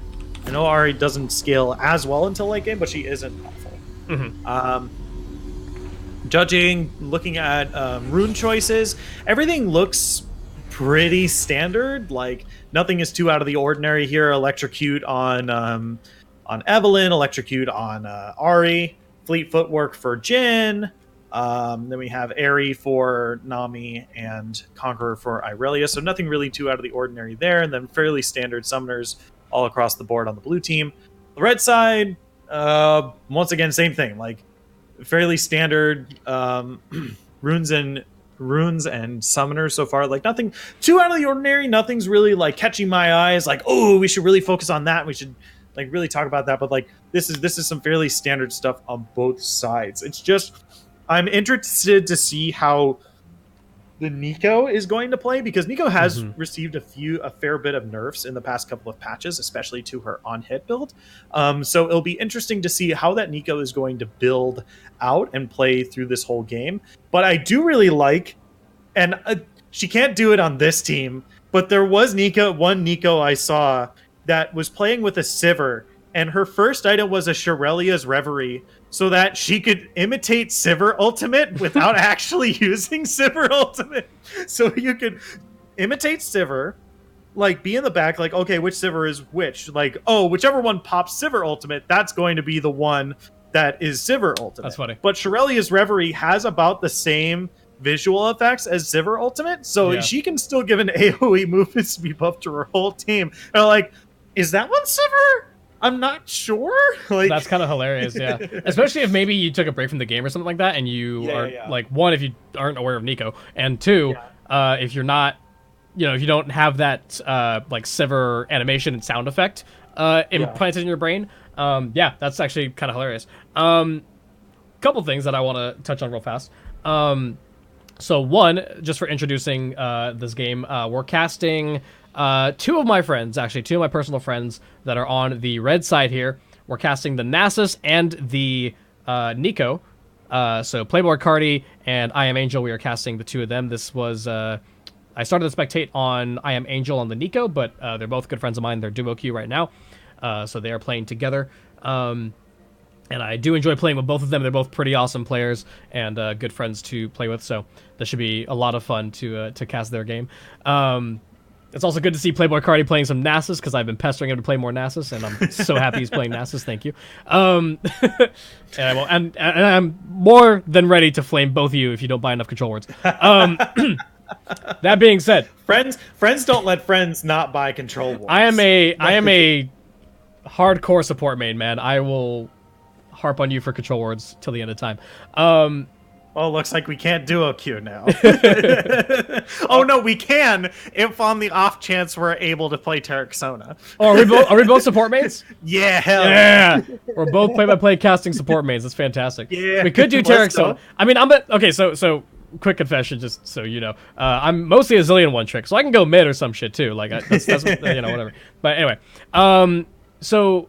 Key difference between these two games, we do have an Ahri. Most of our champions are pretty different. We have a Rek'Sai again, and we have an Ahri on the same sides as well. The Ahri this time running Electrocute as opposed to the Glacial Augment, so not going for that little bit of extra utility that we saw from the Ahri player last game, going for raw damage, doubling down on that single target pick. If she lands a Charm and Orb of Deception, that's going to chunk with that Electrocute as well. Ignite, that should be a guaranteed kill almost every time if she has all of those things available for her. So that's something to watch out for as far as looking at differences between the two games and game history. Again, that's the kind of thing that, and you know this, but that's the kind of thing that we can focus on more when we have an actual series of, similar of the same teams playing against each other, multiple games, because we can focus on the game history. We can talk about prior game more and those kinds of comparisons. But that's not something we can do here because these are different players, so that history is not necessarily as relevant here. But that is a good difference to look at. And then Rek'Sai, of course, the typical Rek'Sai build, doing the Conqueror thing. One thing we can look at when it comes to Rek'Sai is whether or not their early game impact is going to be greater or less significant than the last game. The last game, the Rek'Sai was on the back foot for the early part of the game, was the one getting punished early on from the early aggression by the blue team, and then started to find those cleanup kills in the team fights and the skirmishes later on, thanks to the setups from, say, Annie and Shen and Tarek and so on. So this time, let's see if MMG Road on this Rek'Sai is going to be doing any more early aggression, or if they're going to farm safely till about level 6 or so and then look for those opportunities. Speaking of farming safely in the jungle dynamic, again, we've got two kind of aggressive junglers here. We have Rek'Sai once again, and Evelynn this time around, another jungler that is prone to being very aggressive, single target picks. We're talking counter jungling once she gets her stealth online at level 6, so potentially a very scary pick for the Rek'Sai to look out for on the blue side. Trying to think about something that is a bit interesting is that we've got two enchanter supports, which is a bit unusual in the current meta. You tend to see usually one enchanter support and a tank support, playmaking support, or maybe just two playmaking supports. Sometimes even a mage damage dealing support, or Pike, but he's kind of his own thing. But seeing Janna and Nami in the same game is a bit unusual right now in the current meta. Janna especially has been hit with some nerfs over the past few months. Her peel and her defense is not quite as great as it used to be, and her poke has been reduced significantly as well because she's not really meant to be a poke champion. So, and I think that's mostly because we've seen in terms of like top lane, I feel like the meta has shifted more towards fighters, more towards more aggressive top laners, and usually top laners where you put a tank.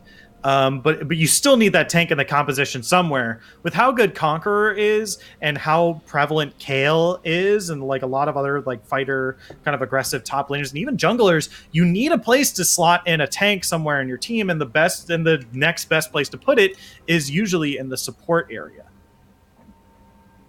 Yeah. So absolutely. That's why we'll see Taric, we'll see Braum, we'll see Alistar over Nami, or even in this case Janna, and we can kind of see it in both of in the blue team's composition.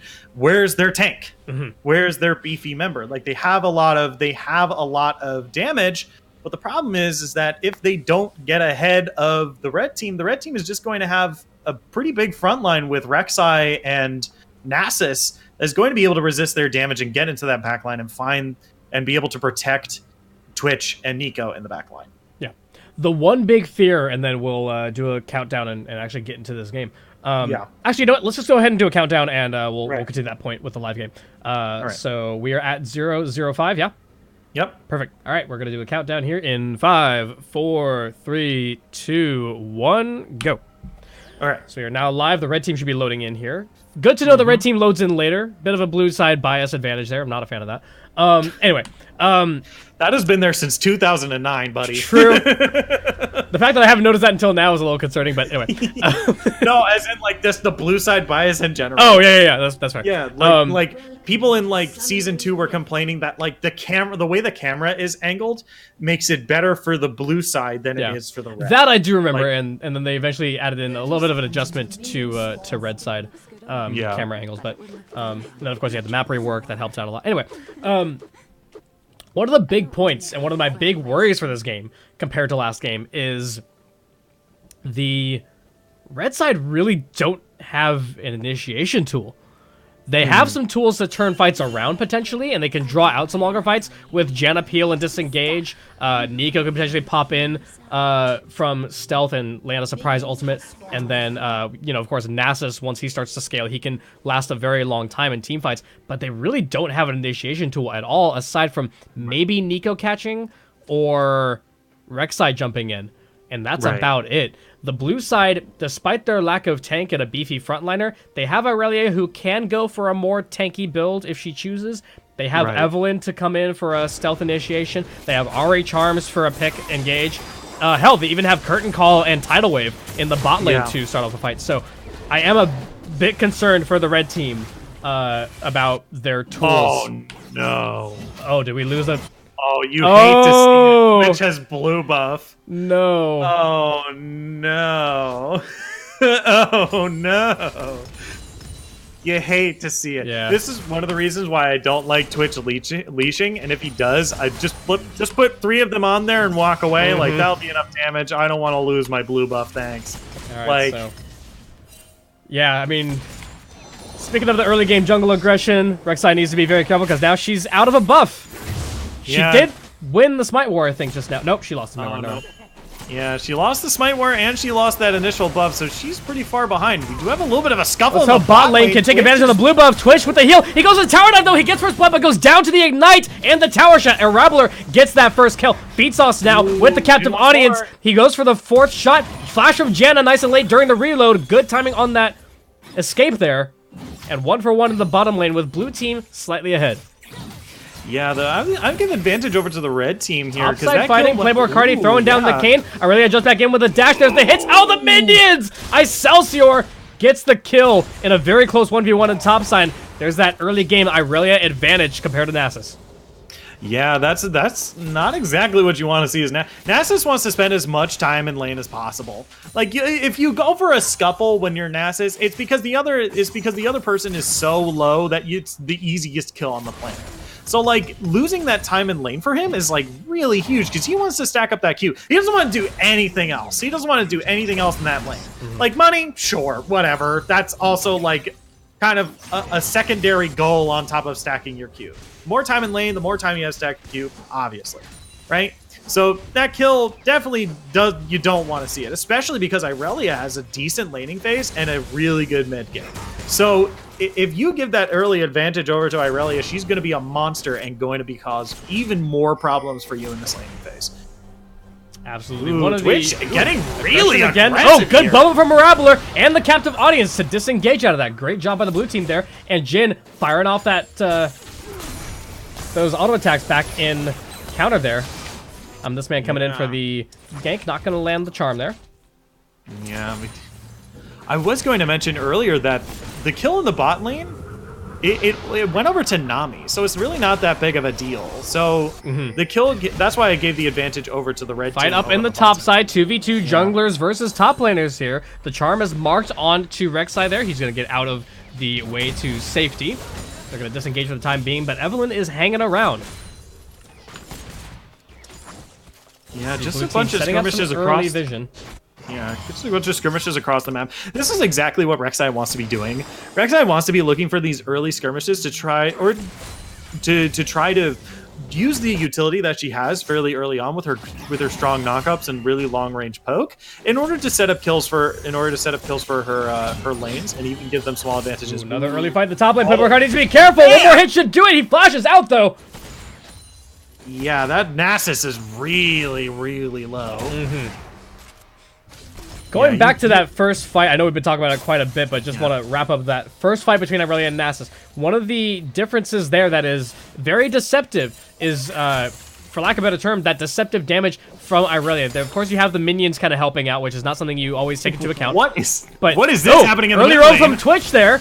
Comes in from behind, gets some good damage on the Hydrosis there. There's the Expunge. Not going to quite take him out, but does force him out of lane.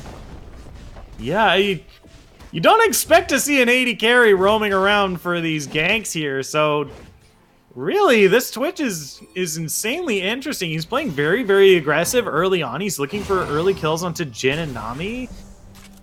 And he's also, like, ganking lanes, which is really weird. Yeah.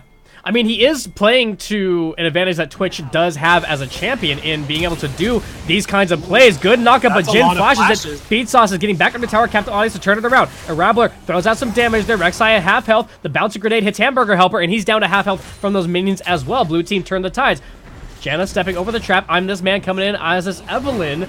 Twitch does not have flash available. The charm's going to go down onto Rek'Sai there, but they get under the tower to safety. Yeah, that 3-man knockup from the tornado there, really great positioning, but not really going to be able to find anything off of that, so. Once again, we do see some very early wards going into this river here. Nico really lighting that place up. And really look for not really a whole lot here to do for Nico, just kind of just sit in lane. Ooh, Irelia's level 6. There's the ultimate. The stun goes down. Playboy Cardi sees some trouble. Does not have flash available. The dash is going to finish him off. Excelsior now 2-0 up in this top lane.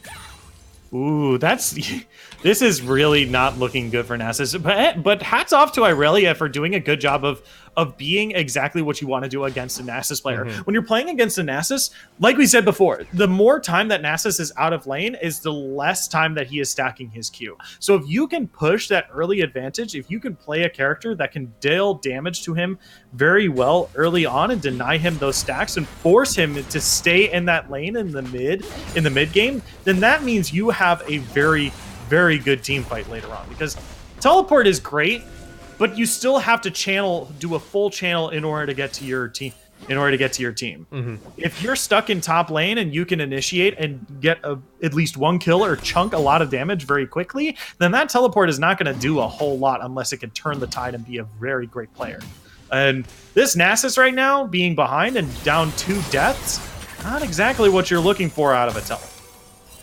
No, absolutely not. One thing I do want to commend the Irelia player here for, Excelsior, is that first item, Executioner's Calling Rush, to help deny a lot of that deceptive self-healing that Nasus players use to keep themselves up in fights and turn the tides. You know, one of the things we saw it a bit in that very first fight that was very, very close between the two top laners, was that Nasus stayed alive quite a lot longer than he should have, thanks to the extra self-healing from his Q innately, and the Grasp of the Undying Keystone.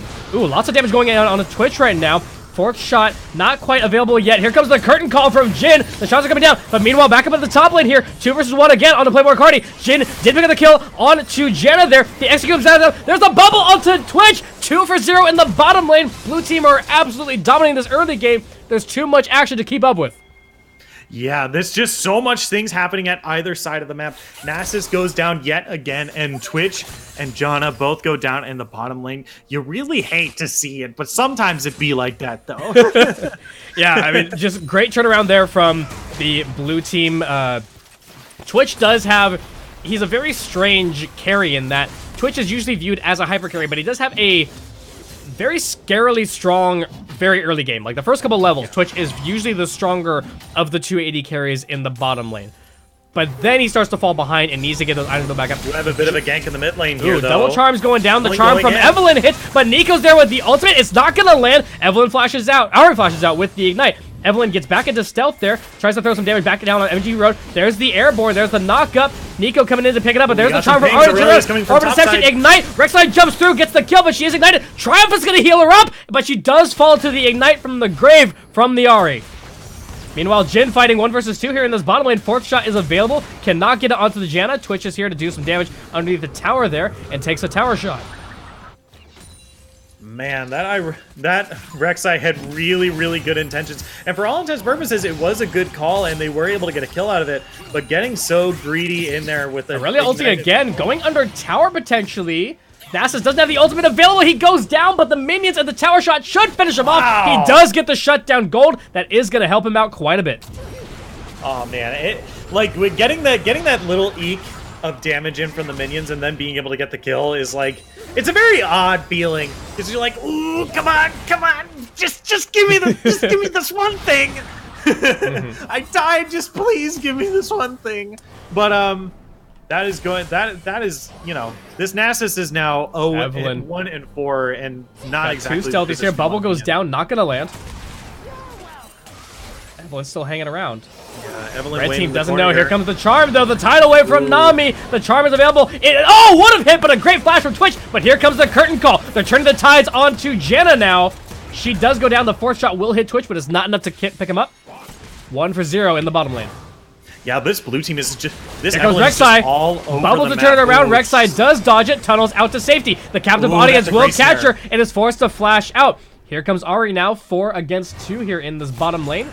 Twitch needs to get out to safety. Evelyn wants more, though. Yeah, she found Nico. Right in onto Nico. Nico ultimate's available. Oh, great dodge from I'm This Man, using the untarget ability from the Evelyn ultimate to jump out to safety over the wall as well. Great dodge from the Evelyn. Man, this Evelyn is just all over the map, and this is what you got to do when your champion has very high mobility and you're a jungler.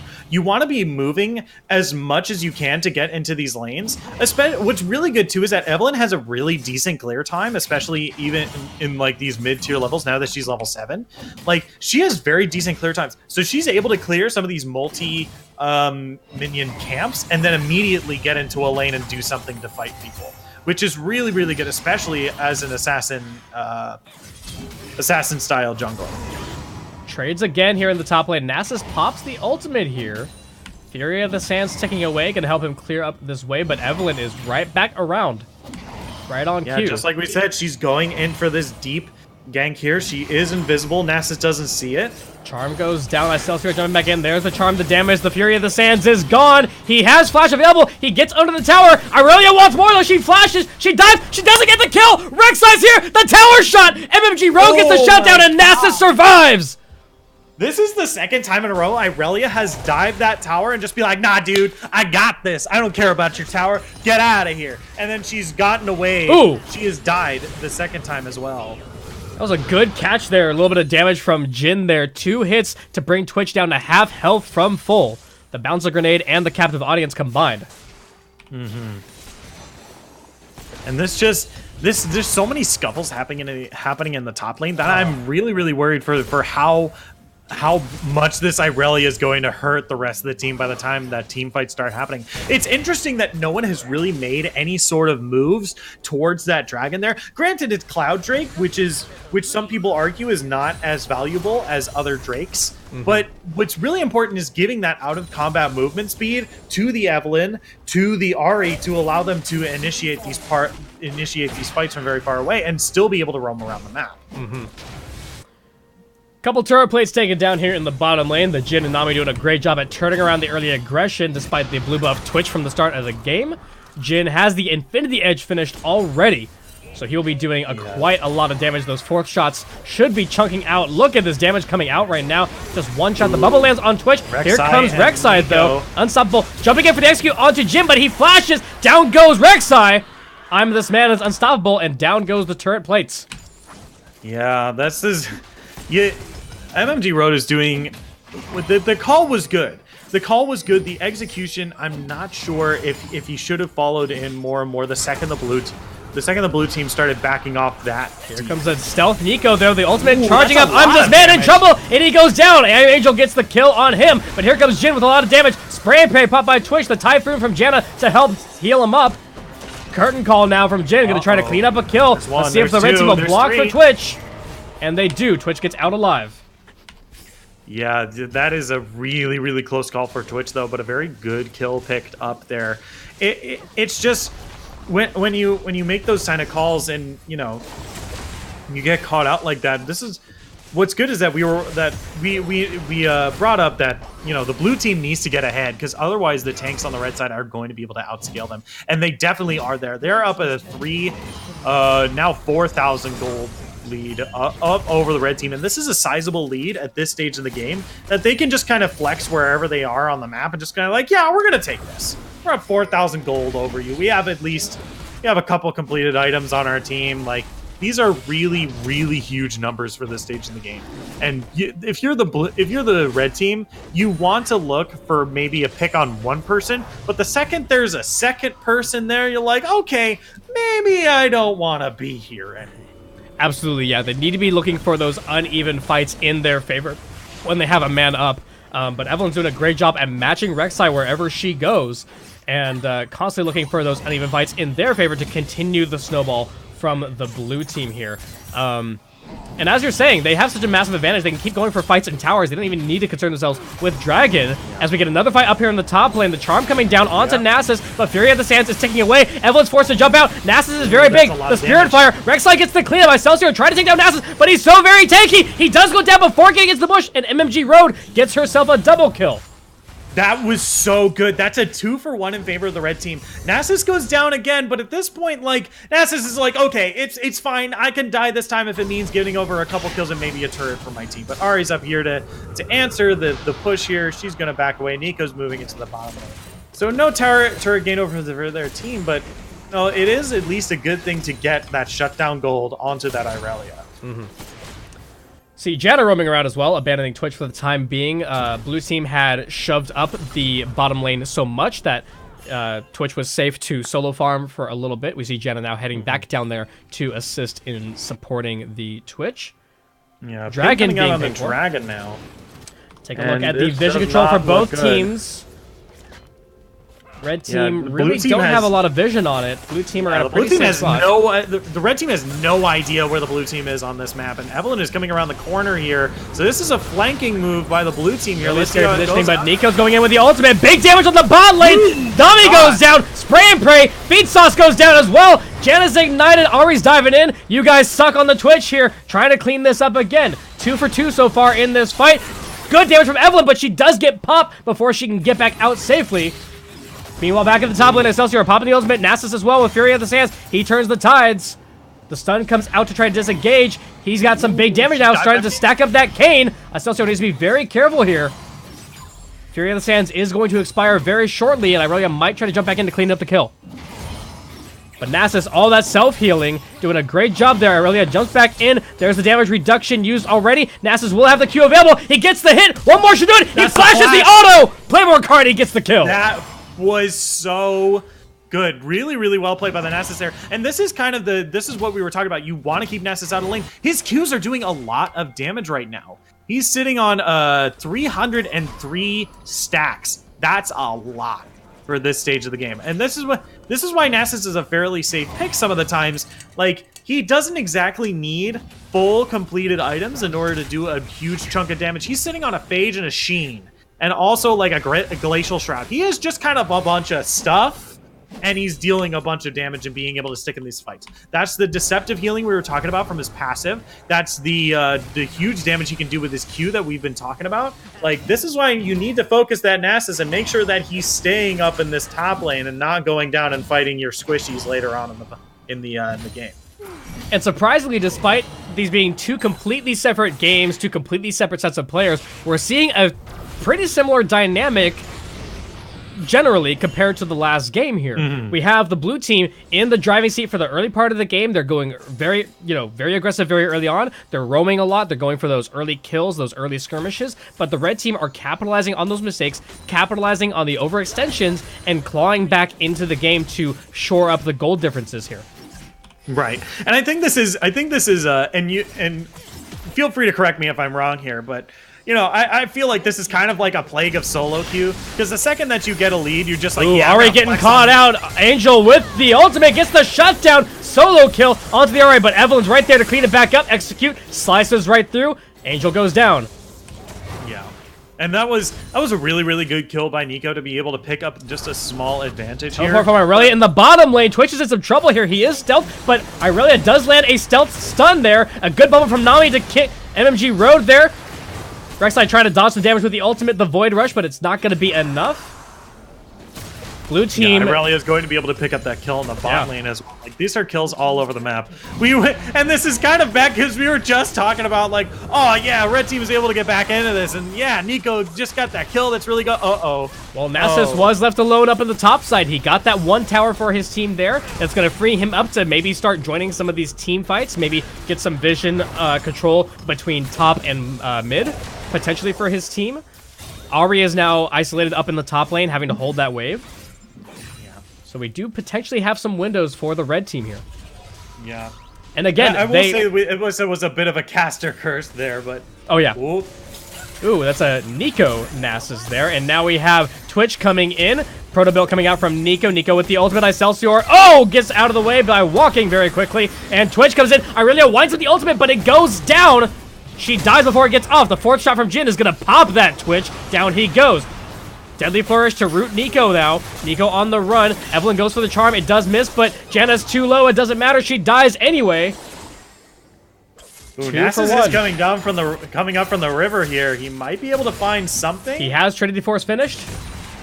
Yeah, big power Trinity Force. Let's see how greedy he's willing to be here. Walking in 1v3 potentially. Gets charmed up. Fury of the Sands is taken away, but it's simply not enough. The Jhin has so much damage. The execute from Evelyn is going to take him down. MMG Road now fighting up at the top side. The Void Rush onto Ari. Ari flashes after the damage. There's the Ignite. The Foxfire damage coming through. Orb Deception, but the heal is not enough. Rek'Sai gets the kill. MMG Road gets that kill. 1 versus 1 up in the top lane.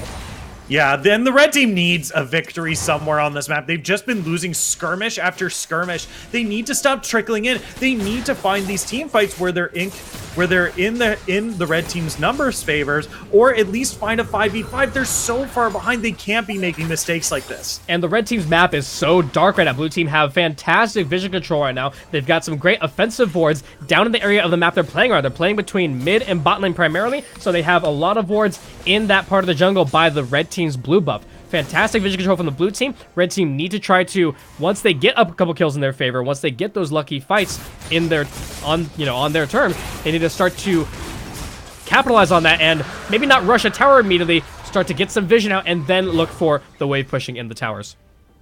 Right. We just did take a look at item builds really quick.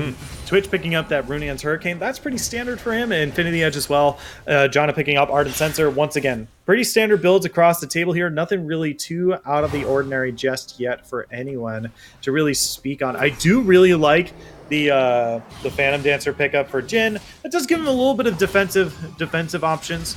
But Evelyn being a little greedy with that Dark Seal, don't you think? A little bit, but honestly, she's in the position to abuse it. She's got 7 stacks on her right now. We can see that she's very aware of the untargetability on her ultimate to avoid getting picked off and losing those stacks. So honestly, she's the type of player that can abuse it and potentially keep a hold of that for this game. We have a lot of posturing around Baron. Rek'Sai has to be a little bit careful here. They do spot her out. Plant goes down. A lot of posturing around Baron now. Yeah, a lot of posturing around here. Once again, we were talking about the visions for the red team here, and this is really exemplifying that they have no idea where the blue team is. Of course, they saw them. They saw them physically with their bodies, but like, where are the red wards? There's one in the river bush on top side, and the tri brush on top side, and the river bush on the top side river bush for mid lane, and nowhere else. Yep. That's it. They have one on their. Excuse me. There's one other one on their blue buff. Right, red team is acting a little bit scared with their vision ward here. They have to be able to get some vision in some places. They can't just leave this entire place dark. It's at the stage of the game where the blue team has such a lead that they can go for Baron if they wanted to. The dragon's down.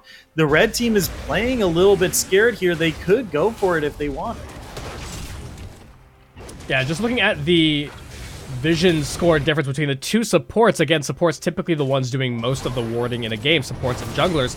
37 for the Nami to 9. Under 10 on the opposing support. Janna is just, quite honestly, not contributing nearly as much. I don't know if she's bought any control wars this game at all.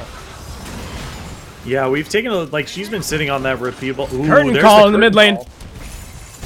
Yeah, breaking out Nico with the ultimate. Rek'Sai going for the tower dive here. The Void Rush, but I'm this man gets the rampage onto Twitch. Rek'Sai goes down underneath the other tower. 1 for 1 so far. 1 for 2. Blue team in the favor, but Playboy Cardi is a big Nasus. He takes a tower shot though. Hyperhidrosis gets that kill.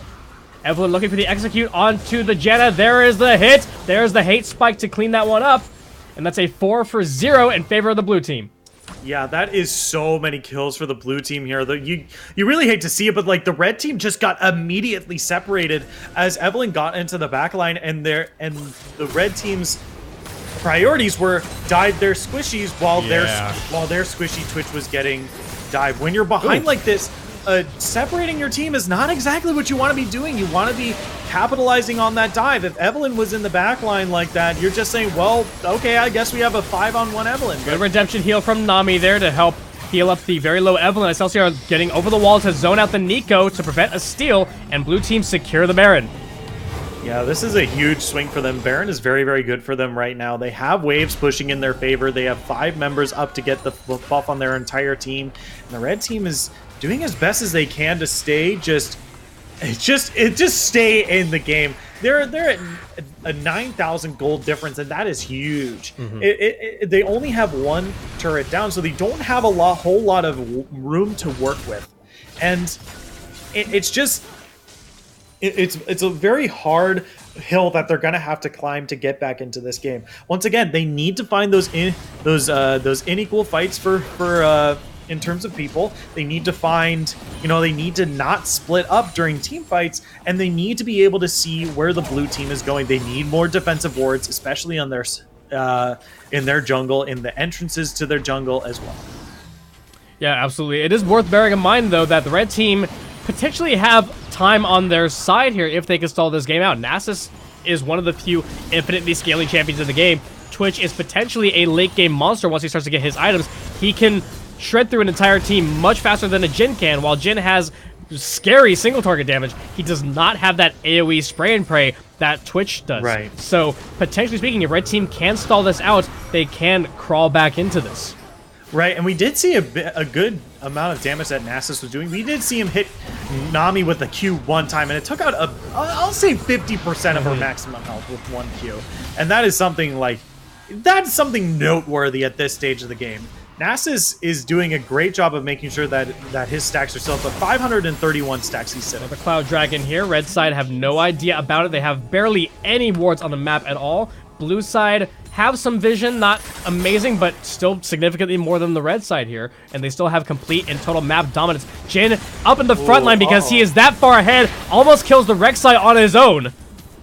Yeah, wow. Rek'Sai really caught out of position there. And this is more to talk about, like, where are the wards? The wards are in one cluster around red buff, and then one in the old bubble onto Nasus. on blue buff Deadly side. Flourish to root him as well. The charm, the chain CC comes through. The ignite pops the Fury of the Sands. Tidal wave for the peel. Here comes the curtain call. Nico's going in for potentially... Nope, that's the clone. Never mind. Tower falling down in the mid lane. Redemption going down. Feed Sauce gonna get popped by the Nico. No! Jin kills him before the Nico got the ultimate off! MMG Road now going for some damage on Excelsior, but Excelsior's in so very deep. Gets the shield from that Sterix Gauge. 25 kills to 14. Janna's gonna get bopped! Yeah. Playmore Cardi's still alive, but not for long. There's the charm. There's the execution.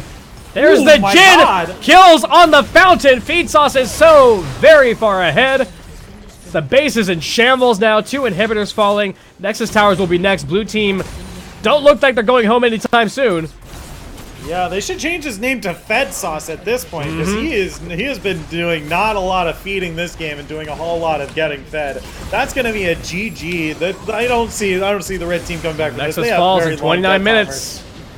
Twitch with the rage quit at the very end. Oh no.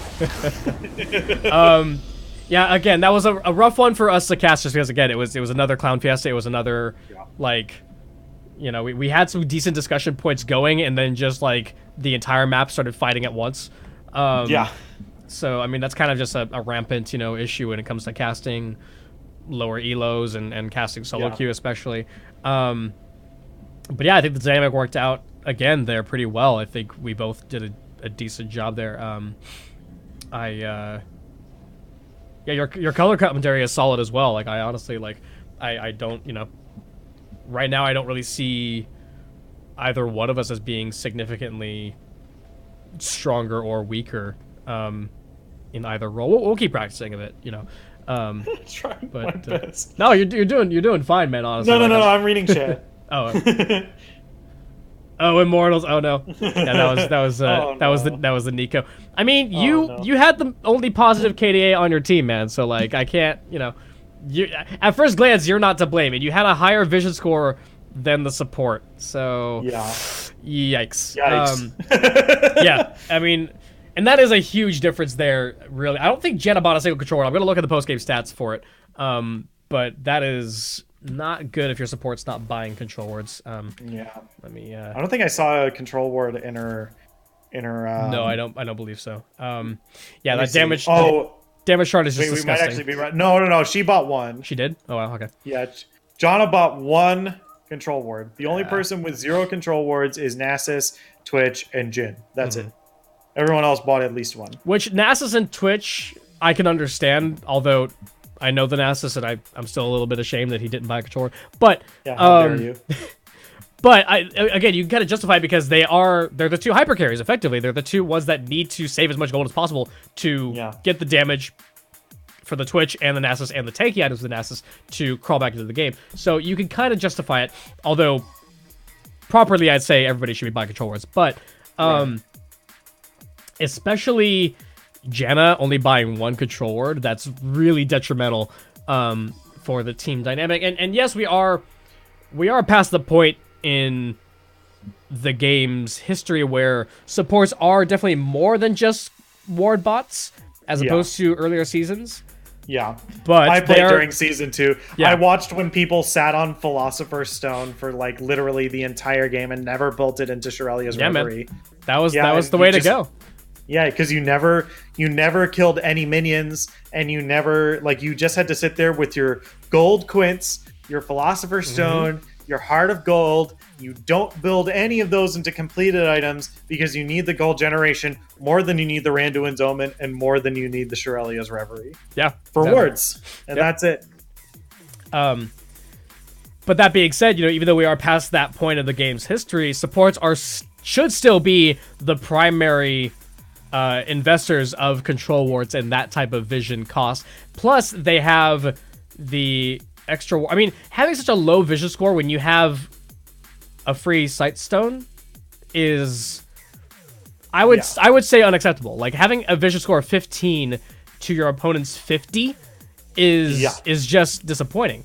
You have a free sight stone, and you have a sweeper. Like, your vision score should be a lot higher than that. Like, if you look at just and wards, plus, like, Nami has, Janna has like a lot of movement speed, like outside of combat. Like, you're able to get around that map fairly well in like pretty safely. I don't want to say like really safe, right? Because Janna's made of paper.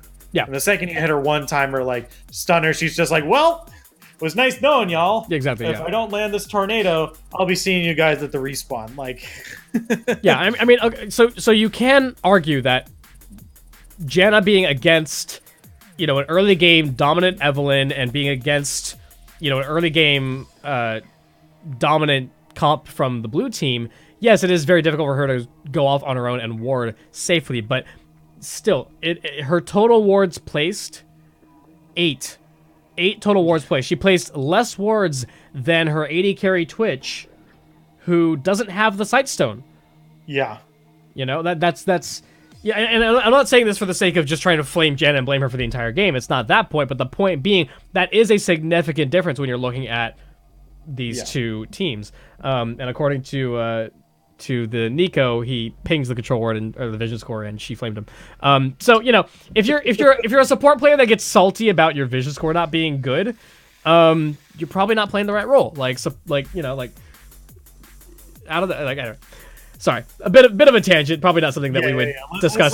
Let's not drive home too much. Probably not something we would discuss on an actual broadcast. But yeah, it definitely is a negative. It's definitely not the reason that game was lost. No, exactly not. Lots of good early aggression capitalization from the blue team. Again, similar to the last game. And I think a big part of this. I mean, you could point out individual mistakes and individual, fights. But without the use of, say, replay tools, things like that, just at a glance, and we called this out at the start of the game, the red team didn't have those similar tide-turning tools that the red team from the previous game had. They didn't have, Taric ultimate for invulnerability. They didn't have, really reliable disengage, or rather turnaround tools. They had Janna's disengage, and that's really about it. They didn't really have a reliable way of starting fights, and they didn't really have a reliable way of getting out of fights that they didn't want either. Their whole team comp just didn't synergize very well. Yeah, it was mostly just like rely heavily on Nasus's Wither, which is an incredibly short range, and Janna's like ultimate in order to disengage a fight and keep people away from the Twitch. But like that, when the entire enemy team is designed to dive you and slow you down so like they can get on top of you, then like it really, you're gonna need a little bit more than that. Yeah, absolutely. I mean, the best thing the red team had going for them at a glance for their composition is to just try to kite as best they can.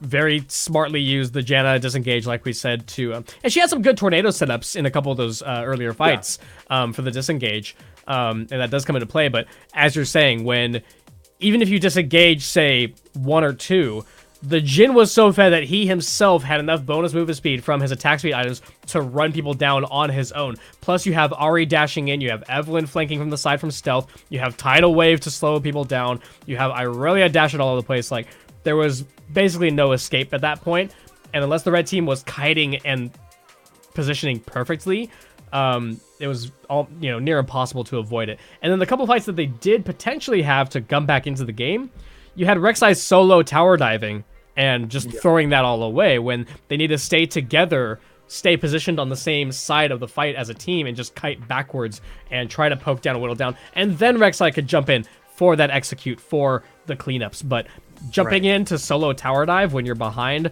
against an early aggression team like that has more crowd control and more mobility than you, it's just not going to work. Yeah, it's a waste of time and also a waste of your resources. Like there was a fight in the mid game where the team had split up, and Nasus and Rek'Sai had gone forward, whereas Janna and Twitch had gone. Janna was trying to stay in the middle so that she could help both sides of the fight, and then Twitch was in the back trying to 1v1 Evelyn. The problem there is like you have Nasus and Rek'Sai too far forward trying to get kills on like a 3v3 or a 4v3, and you have Twitch trying to 1v1 an Evelyn, which is never going to be in his favor, and Janna just literally nowhere. Yeah, it's like you're either forward with the team who's diving, or you're back with your AD carry trying to peel off the Evelyn. You can't really be in this in between. Like, you can try your best and like oh, but I was in the most amount of area to support my team. I was like, yeah, but you really weren't committing to either side, and because of that, you were not really using your resources effectively. Mm-hmm. And I feel like I'm shitting on this, John. No. It's actually a good discussion because it's because if we go back to the purpose of the stream, if we go back to casting feedback and discussion points, a good way to make that discussion more productive, I suppose, more constructive for us and for viewers, is the point and the term of win conditions, right? So Janna being in a more middle position of a team fight or being more forward to peel and protect and support more team members at once sounds good on paper, but is Janna playing to the win conditions of her team? And I would argue no. A big part of the win conditions for the red team is stalling so that Twitch can get up to speed and Twitch can start to get to that late game scary hyper carry potential, and Nasus as well. Nasus was kind of doing okay on his own. He kind of started to get back into the game on his own and was able to sustain himself a bit. Twitch doesn't have those tools. Twitch doesn't have the Fury of the Sands to peel for himself and stay alive. He doesn't have the self-healing until he builds lifesteal later on, and even then, it's not enough when you have Evelynn rushing him down. Janna needed to play more to her win conditions and play more to the team's win conditions of peeling straight for the Twitch. And, this is something that, as a bit of a tangent, right? I play a ton of Zillion, right? So Chrono Shift and having that Resurrect, having that Revive is a huge part of that playstyle. And I could just ult the first person that goes down in the team fight, but if I ult my tank or if I ult my Talon assassin that already blew his full combo and then my AD carry dies, I'm not playing to my win condition, because I should be reserving that for my, assuming he's doing well, reserving that for my AD carry who has better sustained damage and who's going to be able to deal out more damage throughout a longer team fight, which having Chrono Shift available enables longer team fights like that, in theory. So it's things like that is a good point of discussion for both of us when it comes to it's one thing to discuss individual flaws of players and of teams, but then how do we apply that to make that a good discussion point for the audience? And talking about win conditions and those core compositional differences is a good way of doing that, of tying it back into why that is important, as opposed to just Janna's bad, Nami's better. There's that's a good way for us to tie it back into being more constructive. That being said, though, I am gonna shit on Janna again. The vision, man. The vision was just lacking, and I feel like we're both gonna shit on bad supports even more because because the second we were like, oh my god, this Janna isn't clearing any wards, she's not placing anything, she's not peeling for her AD carry, she's not committing in any team fights. God damn it! This is probably a mid player who got auto-filled into support, and now they're just I guess I'll play Janna. Support players are gonna love us, because the thing is, support players are rare, unless you're Bad Life, you're playing Thresh or Blitzcrank. Support players are rarely ever given proper attention. It's oh, the hype Janna shield. You're no, it's the hype death sentences grabbing the Lee Sin out of midair, mid-flight. Those are the plays that the supports get hyped over, or the Alistar engaging, right? So, I think, and I think we're doing a good enough job. We did discuss, the damage dealer plays. We did discuss the frontliner and the positional plays. So throwing some attention over to the support difference is important. Again, I don't think we would discuss that nearly as long on an actual broadcast. But as we turned it into a positive discussion. We turned it back towards win conditions. We turned it back towards compositional differences of those teams, and brought our discussion full circle from the start of the game, where we were worried about the lack of tools on the red team, and it turns out that was a significant part of their downfall, aside from the glaring flaws of the one Janna player or the one over aggression from the Rek'Sai, right?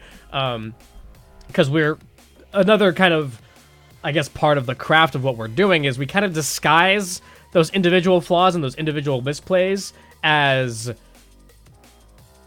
you know, we try to assume that both teams are playing to the best of their ability. You know, there's kind of this unspoken assumption of that. And so our tone is more about the differences of the decisions and the team compositions as opposed to just blaming it on the Janna or just blaming it on the Rek'Sai, right? Like, yes, they did misplay a little bit, but showing why they lacked the tools to play that properly is, you know, the more professional way of doing that. So, yeah, I think we're doing a good job there. I think we're putting some good discussion points. I liked that you were already picking up from our lessons from the first game already, and you were bringing up rune discussions earlier. You were bringing up item builds and gold differences throughout the game when we could in between the Clown Fiesta. So that was pretty good. We talked about vision a lot. One thing that I'm trying to do since I'm also doing the camera control for this stream is when you mention, like, let's take a look at the gold, or when you mention vision, I'm trying to use the hotkeys to show those on camera. And hopefully we'll communicate that towards whoever's controlling camera for us during the actual tournament. So let's be very clear about those callouts. Like, let's take a look at the gold here. Let's take a look at vision for the red team. You know, like those kinds of callouts to give the camera controller a very clear cue of like, oh, let me switch over to that. You know, because yeah, it just makes a nice little difference as opposed to just leaving it on the static defaults the entire game. I have my buddy Fat Ninja playing another game. Okay. I have a silver 3 game. You want to cast a silver 3 game?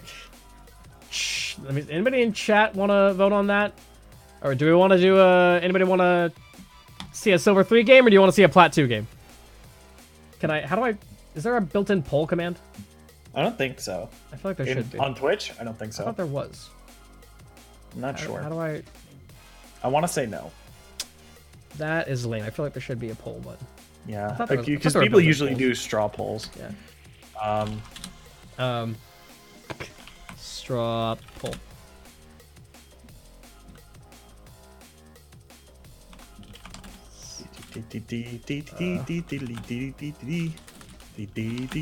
What cast next? Silver game? Plat game.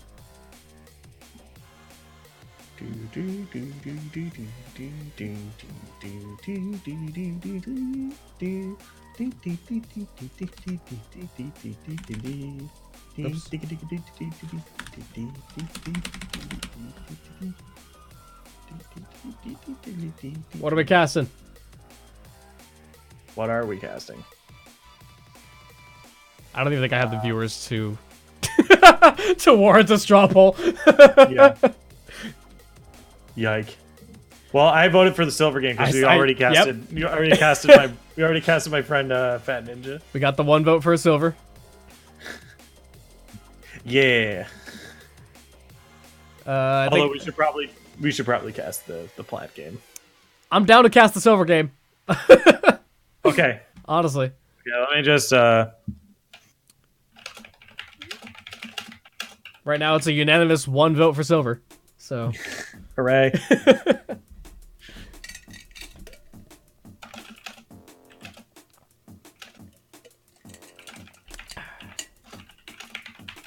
I just want to send him a quick note and just be like, hey, is it cool if we spectate your game? Potentially flame you a little bit. Yeah. Okay. We got a shore. Awesome. All right. We're going in there. He's playing Karma. Ooh, okay. Hopefully a bit more variety, and it's silver as well, so we might see some wacky shenanigans here. Spectate. Is it too soon in the game to spectate? Did he just start? He is 7 minutes in. You should be able to. Link me the VoD after. Sure. Yeah. I cannot spectate his game though. Never mind. What's odd? Weird. He's like 7:46 into the game. It should let it. I don't know what. I know occasionally it bugs out. You want to know what? I'm still in the victory screen. Hold on. That would do it. Yep, there we go. That's it. Yeah, we figured it out. Oops. Why is this not working? View profile is the wrong button. There we go. Oh boy. Oh, this game is spicy, dude. Oh, good. All right. Oh boy. Oh man. Spicy Silver 3, Silver something casting here. Oh man, dude. Let me. I'm gonna pause. I'm gonna pause right here the second I get into the game. We'll pause. And we're also swapping roles again, so we'll go back to. I am at you'll be on- 309. I'm at 309. Let me jump up to that point here. 6, 7, 8, 9. Okay, so I'm paused at 309. Get that directed camera on. That scoreboard All right. up. Let me. So let's talk about how spicy this game is. Yeah, let's. Another thing. Oh, something else I wanted to mention is for sort of banter and balance sake, let's see if we can do. I'm not sure how exactly we'll do this live, but like for the actual broadcast, but let's kind of take turns and bounce off each other for the team rundowns, because we both kind of for the first game I like analyzed both teams completely first, and then second game you kind of did the same thing. So let's you go ahead and run down the blue team comp a bit, and then I'll run down the red team comp a bit. That way we have a little bit of compare and contrast there between the two of us. So go ahead and start with the blue type comp. So on the blue team, we have a top lane Nasus, we have a jungle Maokai, we have a mid lane Victor, we have an 80 carry Ashe, and we have a support Malphite. This team comp is insane in the membrane. First off, I would like to talk about the grasp of the Undying that Victor has. All right. I mean, sure, you're a very short range caster, mage, kind of control-y. You're not really doing a whole lot of damage. You're just kind of like being a nuisance to the enemy team with your gravity field and your lasers and your shields. You're being very short range. So having that grasp of the Undying really gives you just a little bit of a better time when you're in the mid lane in the early game, especially when you're up against a Zed who's like level 6, time to die. You know, snap my fingers, you're dead. Maokai, Aftershock, pretty standard, but like, can't remember the last time I saw a jungle Maokai. That's pretty great. Top lane Nasus, Grasp of the Undying, fairly standard to what we saw before. Same skin, by the way. Beeble sporting this, what I can only assume is this god dog Nasus. I don't even know what the name of the skin is. That's it's the what I forget what it's called too. It's the lunar one. It's the lunar Nasus one. Lunar New Year. Then moving into this bot lane, we have Malphite.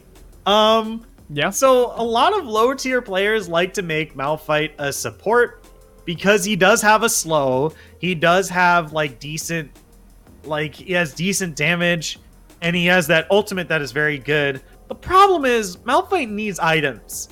Like, he can't just be a halfway tank, and he doesn't really have a lot of tools to be very utility towards the late game. He just has the ultimate. That's it, right? And very early on, his base damages are not very good. So, like, you have this champion that needs either AP items to deal damage or tank really expensive tank items in order to resist the damage that he's probably going to take later on. And against a Karma and Caitlyn, like, he's going to have a very, very bad time. Like, he's already down 1 death to this Karma Caitlyn lane. Like, if we can take a look at the scoreboard super quick. I can say, however, this blue team, the second they initiate, they have so many tools to initiate. Like, they have the Maokai Twisted Advance. They have the Enchanted Crystal Arrow. They have the, they have the Unstoppable Force from Malphite. This team has so many tools to initiate. If they're not initiating the game by level, they are not initiating every fight by level 6, I will be surprised.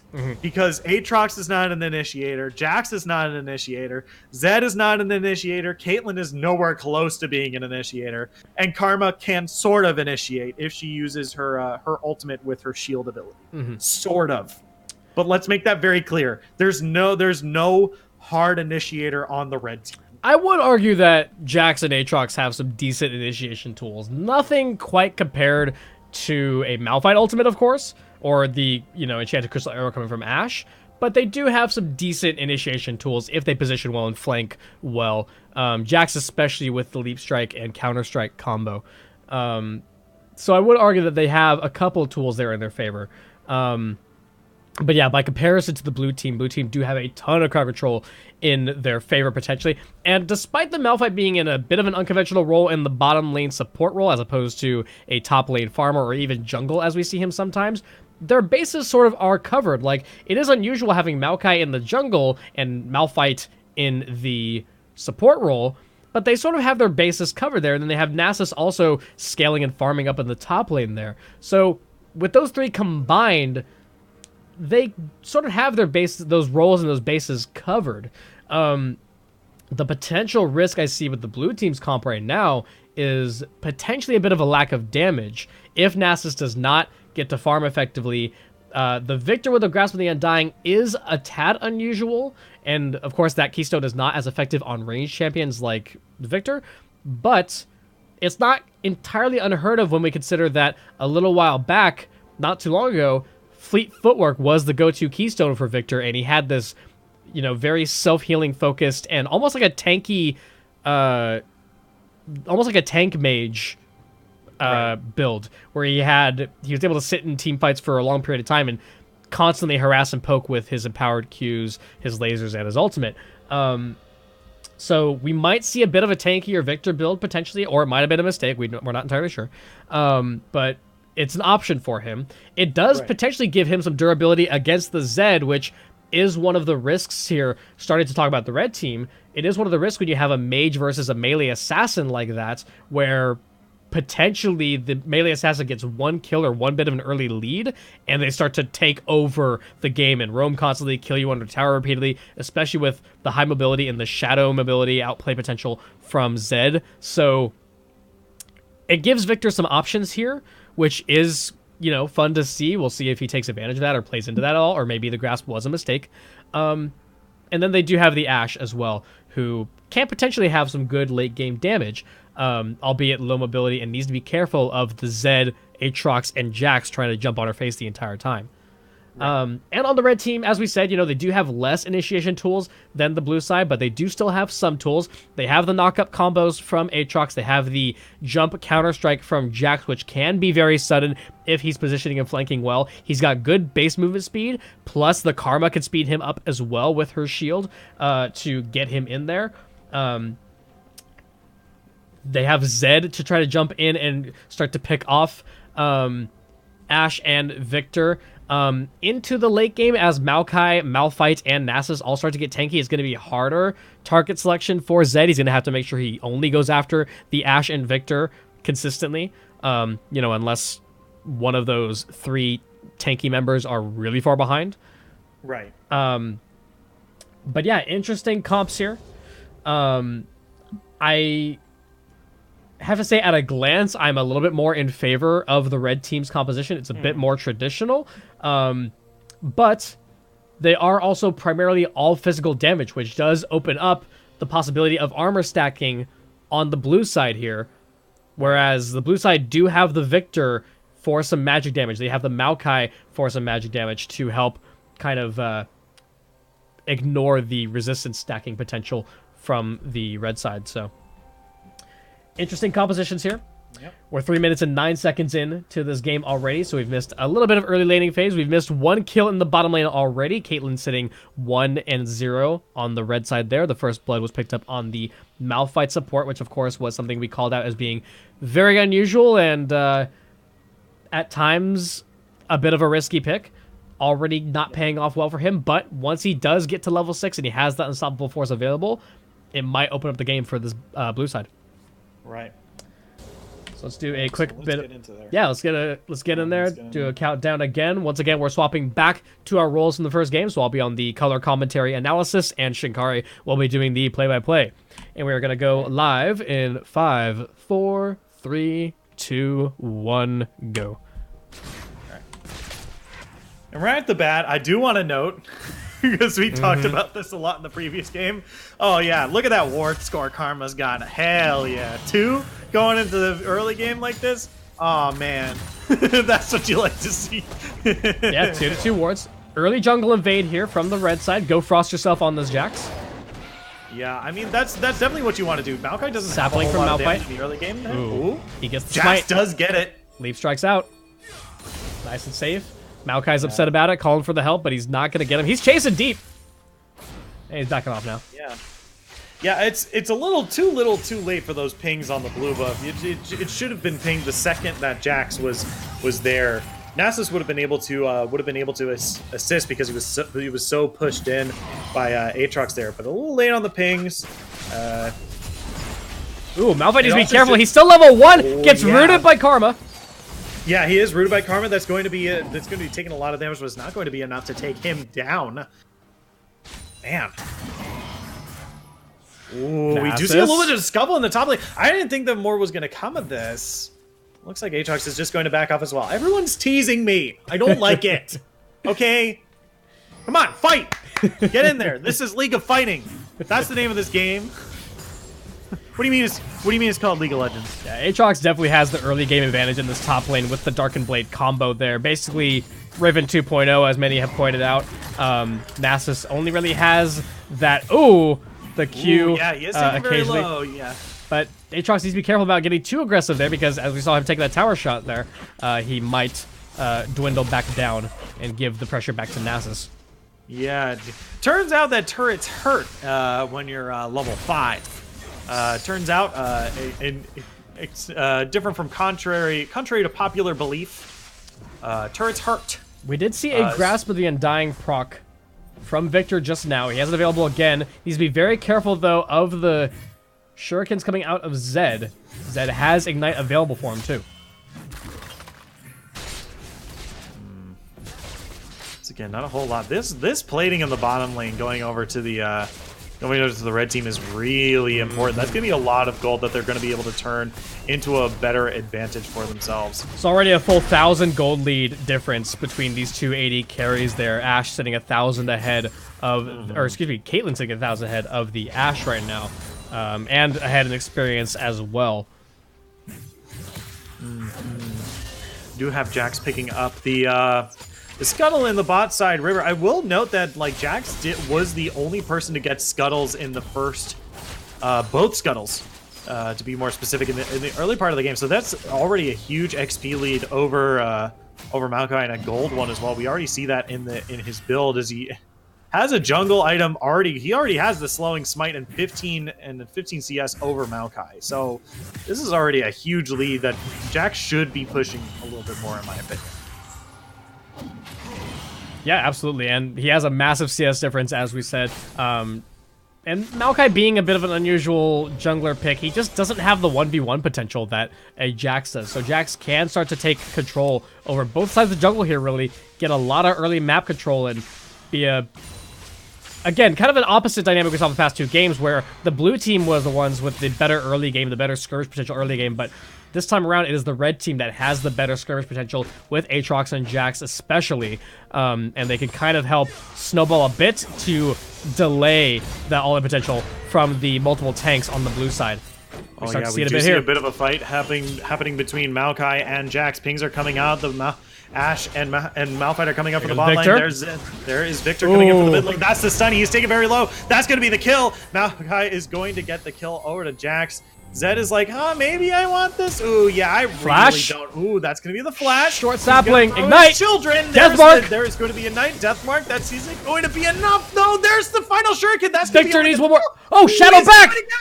Oh my god, he's out of there! Is he gonna get out? He's so close! Karma's trying to slow down Malphite. That's gonna be the tether. He's going to be able to get the snare. That's going to be Karma getting out of there. Oh my god. Malphite forced the flash. Let's get out of there with nothing. Hawk shot. Yeah, they found him in the jungle. Laser! Like, oh no! Yes! I so thought he was gonna get out of there. Oh no! Beautiful. Oh, it was so close. There's the There is the beauty of the outmaneuverability of a good Zed player, but the downfall of window shopping with Zed hiding in the jungle there, gets picked off by the hawk shot and the laser from the grasp of the Undying Victor there.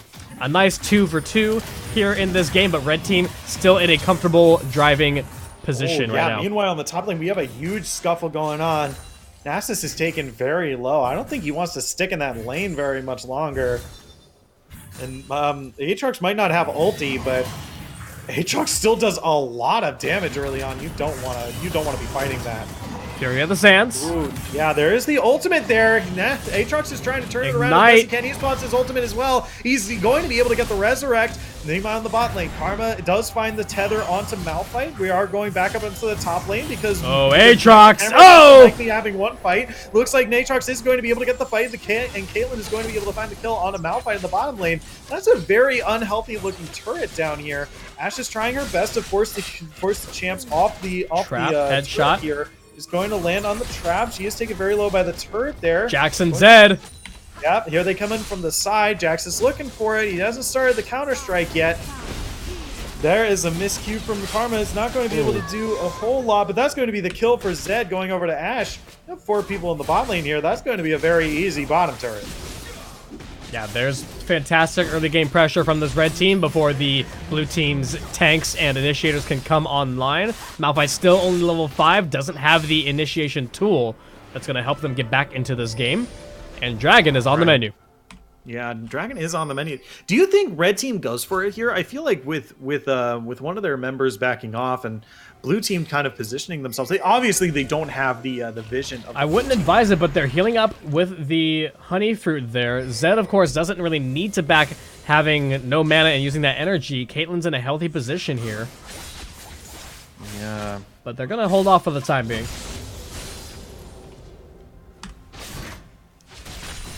Right. Take a look at the gold here once again. Caitlyn sitting 1,500 comfortably ahead. Excuse me, 1,300 ahead comfortably over the Ashe.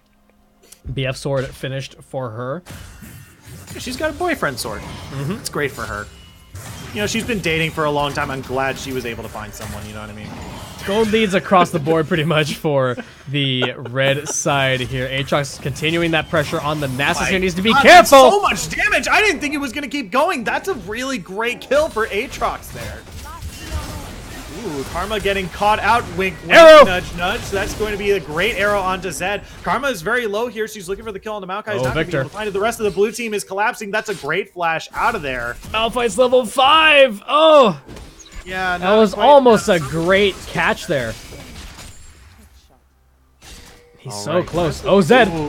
Oh, yeah, Zed is caught out by Maokai here. He's very, very low. Ashe is there. That's a really great so. He's able to shadow sneak his way out. Maokai's W is not able to find the explosion there. Maokai's still looking for it, though. Sapling. He does. Oh, yeah, there's the sapling. He has thrown his little cat children. He's running for it. Got there's the slow. A little bit of DOT.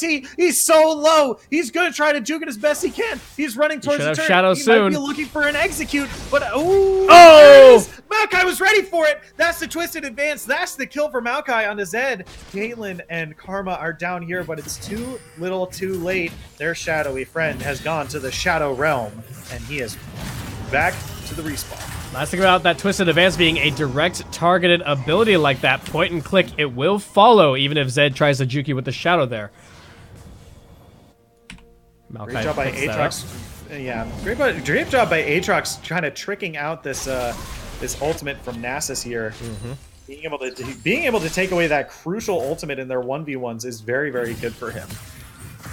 And we see just more and more aggression from this Aatrox. And this is Malphite's level 6, he's heading up. Yeah. Malphite's level 6, he's heading up. He doesn't have the ultimate. Malphite gets the Ignite, knockup. exhaust. There's the exhaust as well. That's going to be the ultimate from Aatrox. He's trying his best to get away. He's so very low. The blue team is now diving underneath the turret. He's going to pop the passive and get away just all right. Yeah, great use of the world ender there. Oh, Nasus wants it with the Spirit Fire. Takes tower shots, though. Yeah. It's a lot of damage to be taking just to stop your lane partner's back there. Ashe arrow. Ooh. Will hit Zed in the mid lane. It looks like he's going to back away, though. Weren't able to capitalize off that. Jax is starting the dragon there. This actually looks like a fairly safe pick here. They already saw Ashe and Malphite away from the bot side, so this looks like a very, very good job by Jax and Karma in order to get that dragon in the middle. And it's an Infernal as well. So that's a very good pickup, especially because they have this 3.7 big gold. Yeah. Continuing that snowball, the early aggression. Caitlyn finishing that Infinity Edge nice and early. Ashe should be just about done with the Blade of the Rune King, but she's a few gold off of it. Getting much closer, though. Yeah. Red team looking to continue the early aggression. A lot of resources there kind of going to waste on that top lane fight there. Malphite finally gets level 6, finally gets that ultimate online, and they go after the one champion on the team that has a revive that they cannot secure the kill on. Nasus simply too far behind. Roaming now, Nasus going into the mid lane. Wither onto Caitlyn here. Twisted Advance will follow. Yep. Yeah, Zed is really not in the right place. That's a great flash. Oh my god, what was that? Tower shot following from over the wall through the shadow. Yes, it looked Karma like on the run. Malphite with the flash, looking for the slow. Yeah, she's in the wrong part of town. That's going to be a lot of damage. 5-man collapse onto that Karma. That's going to be an easy pickup there. Now looking at that middle lane turret there. Caitlyn actually dealing a decent chunk of damage to that Malphite. They're staying underneath turret for a little bit longer than they should have. Yeah, those two tanks really wanted to use those demolish stacks, but just don't have the minions to safely be there. Fight off a little bit more than they can chew. Caitlyn trying to defend this mid tower by herself. Aatrox securing the tower up in the top side. 2 towers to 0 for the red team, but blue team getting some kills in their favor. Nasus getting pulled back. This might be a little bit of an overstep. Malphite and Maokai are Help both us on the way, though. The whole blue team. Yep, Maokai is collapsing. Malphite is waiting Arrow. to cut him off. There's the arrow. It's not going to land. There's the slow. He's going to pop the ultimate here. He's going to try to go. Wait, there's the unstoppable force. He's knocked into the air. Does he have his passive, though? Jax. He's very, very low. That's the root. That's going to be the resurrect. Jax is now in the middle of the fight. He's looking for the Nasus, and with a flash, he is able to find it. Ashe is now in the middle of the fight. Oh, good heal! Kill on the Malphite. That's not going to be enough. The heal was really, really good. Jax is not going to get the 2-for-1. He's going to die. That's going to be a 1-for-1.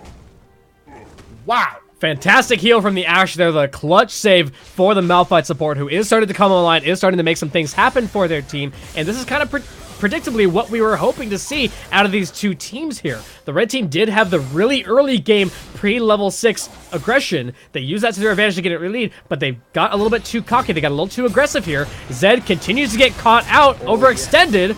Good stopwatch from Victor. That's a really good stopwatch, but he did it a little too soon. I think he did take a little bit of damage there. I did hear the sound effect, but I didn't see the health bar move.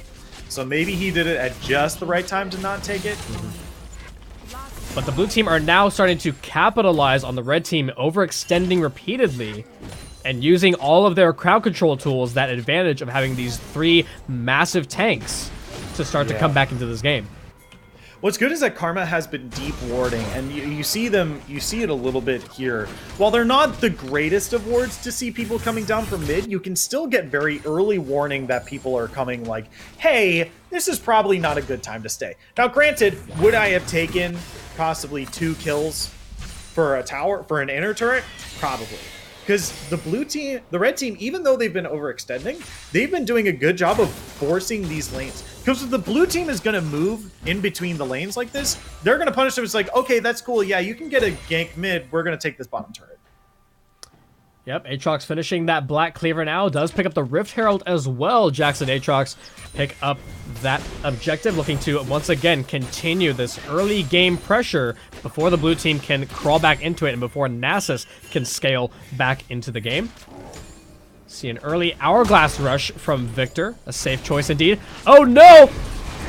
The Rift Herald wasn't interrupted. Maokai gets in there, but did not interrupt the channel.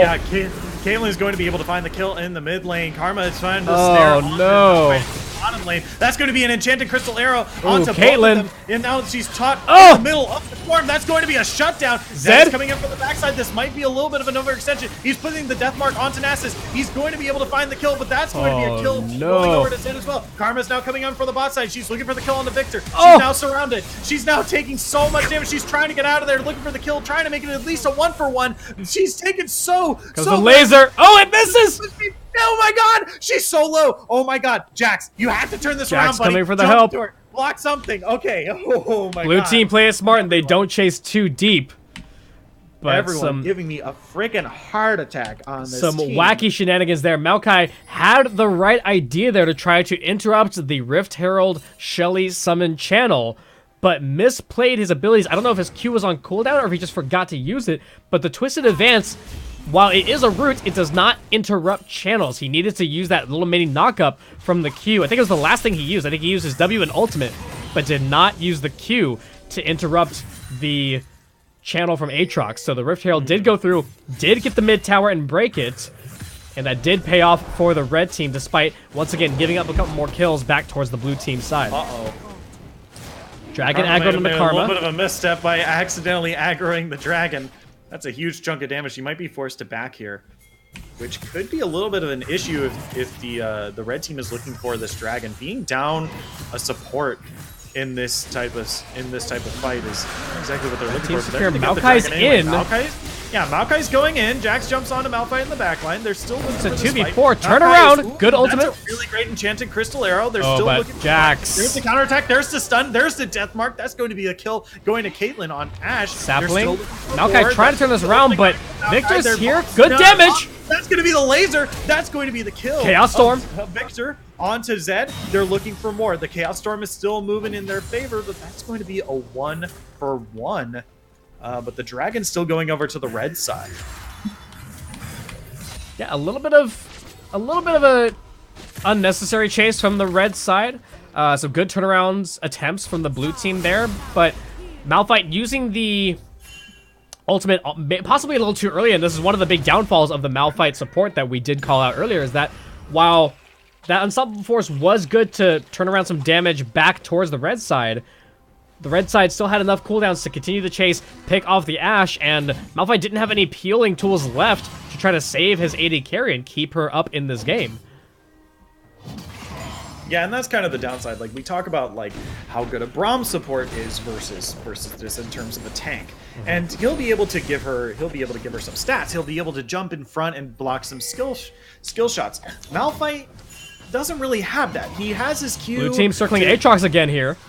Oh yeah, he is able to hop over the wall here. Malphite's still looking for something, but it looks like Aatrox is just going to fight Malphite. He is taken. He's just gonna fight it. Remember, he's just a support. He's not been tanking, been full tank here. Jax is now fighting Maokai on the backside here. Maokai's tanky. Karma's coming in from there. Now self-healing. Are fighting one again. That's the Resurrect coming in. That's going to be Karma picking up the kill on the Nasus. There's the tether. Are they going to get the snare? That's the root. They are. They're locked down. That's so much CC. That's so much damage. The red team is going to find themselves a 3-for-0. Meanwhile, Zed and Caitlyn killed Ashe in the bottom lane? Yeah. That was really well played here by the red team, but I would argue it was more of a misplay by the blue team. Oh, hello, Karma? Victor finding out Karma. He's looking for the stun, not able to find it. She's able to peel him away and get out of there. Yeah, that's. I don't think I want to stay there. Oh my god. Excuse me, but just poor target selection overall is what came down to that last fight there. The blue team had a bit of a good fight there. They had a lot of self-healing from Nasus and Maokai to stay alive in those fights much longer than they had any right to be, despite the really strong early game Jax and Aatrox.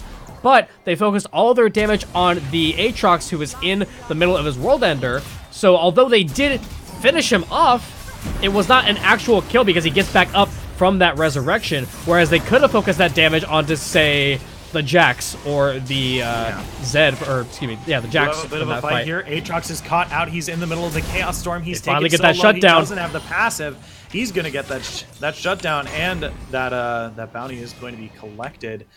Nasus now looking at this mid lane turret, and it's looking pretty juicy. But Zed can clear minions fairly well. The rest of the red team is collapsing in on this mid wave. Trying to keep him off the turret. Nasus is backing. And that pretty much looks like the end of that. And that did at least pay off for them, that they continue to fight Aatrox over and over and over again here. Karma needs to be careful, but she baits out the Nasus! Yeah, Nasus getting a little greedy there. Sometimes 1-for-1s aren't worth it, buddy. Even if he had gotten away with a kill, what the blue team would have gained there? Exactly. Yeah. Risky decision. 7,000 gold in favor of the red team here. 4 towers to 0 and 2 infernal dragons in their favor as well. Zed, being a little cheeky here, throws out a shadow, forces the Ash Flash. Karma getting chased now. Goes down the root. Tether, yep, that's going to be a lot. Caitlin's now But falling. Zed's here. Zed's coming in from the jungle. Good self-healing. Oh, the arrow is dodged! Yeah, that's going to be a dodge arrow. But he survives. It's not going to be enough. He's taken so low thanks to that gravity field from Victor. He is going to be taken out, and obviously question mark things are thrown around. I will say, as unusual as the Maokai jungle is, he's doing such a good job at abusing the passive and the self-healing that he has. Oh, great turnaround from Victor here. Oh, yeah, Caitlyn is taken very, very low here. Ooh, she has so much damage. Ignite is ticking. There's a little bit of damage. Oh, no. That's going to be a great volley coming in from Ashe. That's going to be an easy kill. And, man, the red team's just making a couple of sloppy mistakes here. Look, guys, I know you're ahead, but this is no reason to be making very clear errors like this at this stage in the game. Exactly, and that is the common theme that we've seen across all 3 games that we've casted so far today. Oh, Malphite, no! Whiffs the main ability that he has for the support Malphite. Yeah, and that's really what has to happen here. And with 3 people showing top lane, Jax is just like, okay, I guess I'll take Dragon. And Earth is pretty good for them, I'd say. Absolutely. You know, we have Aatrox, who's been doing nothing but pushing that top wave over and over again, sitting on his teleport. Fury of the Sands. Yep, Jax is now fighting this Nasus on bot lane. He's doing so much damage. Jax, where did this come from, dude? The Blood Rays of the Trinity Force finished online, sitting on the Kindle Gem as well. Possibly He's going taking into a minions, though. He oh, might no! actually die to the minions. Oh, no. Oh, no. But yeah, Nasus just now finishing the Trinity Force in the grave there. Still sitting on an ancient coin as well. Just not very durable. Aatrox. Ooh, that's a lot of CC, too. That's going to be a very easy kill onto the Aatrox. Aatrox now finishing that Death's Dance there, so he will have a bit more damage mitigation, some self-healing to abuse once again. But a big common theme here is we get one team in the driving seat like this red team, and then they get over aggressive. Caitlyn caught out. That is not going to be enough. She tried her best to try to do some poke damage to the turret. Zed in the back Zed lines. has the Naruto run out of there, but he's being swarmed by the entire blue team here. They're out for blood. Saplings. For him. Oh no, a sapling in just a random. Oh! He's gonna try to flash to get away, but that's going to be Ashe coming from around the corner. That's going to be another easy kill. This is the problem we were talking about. These teams have gone into the driver's seat. They're doing a great job with their lead, and then they're along the way. They're making these like, oh yeah, I'm so far ahead. These guys ain't nothing. And then they run into a team that's just like, hey, we're just gonna 3v1, you know. It's such a great sapling spam and sapling positioning in the jungle there to catch the Zed out there. Victor in some trouble. Malphite coming in for the peel. Yeah, that's going to be a great knockup. Jax is now looking for the rest of the team. He's now fighting in the middle here. Karma with that support is going to get them out of here with that uneven fight. Nasus coming down. Yeah. I don't know if that's going to be... Zed coming from the base. Oh, yeah. Nasus. Jax is looking for it. That's the ultimate pop from Flash Nasus. out. Forced to flash over the wall. That's a lot of damage going on to Nasus there. Oh my lord. He just doesn't have the durability yet. He did rush his damage item, which is fantastic, but when you're 1-7 and you're looking to just try to stay alive in these team fights, the Trinity Force rush as the very first completed full item, maybe not the best idea. Yeah. When you're behind, playing a character, oh, that's an Enchanted Crystal Arrow going so wide. Not going to be able to land onto anyone there. Whoops. Yeah, whoops. This is... Whoops indeed. To answer a chat question real quick, this is a silver solo queue game, so a bit of a fiesta, but it's given us some variety, so it's a good time. Yeah. It's good. Ooh, Aatrox going in, trying to fight the down. Nasus. Victor Ignite turnaround here. Maokai, yep, Maokai's here as well. He's taken very low. That's the Ignite, and But he's the going World to try to do Ender. as much damage. Yep, that is the passive Oh, copy. good He's going to try to redemption get out. timing. Yeah, the redemption was really, Not really enough. good, but around the corner was Victor. He's hopping over the wall, but only to his death. That's going to be a kill going over to the blue team. Great redemption timing there coming cross map from the Karma. It wasn't quite enough. She positioned it well too to where Aatrox was able to jump over the wall and still get clipped by it for a bit of a heal, but Maokai followed with that twisted advance, and this Maokai jungle, despite being the possibly the most unconventional pick in this game, is putting in some serious work. He's doing such a great job. Yeah, I mean, we can't... it's foolish to say that Maokai is a bad pick.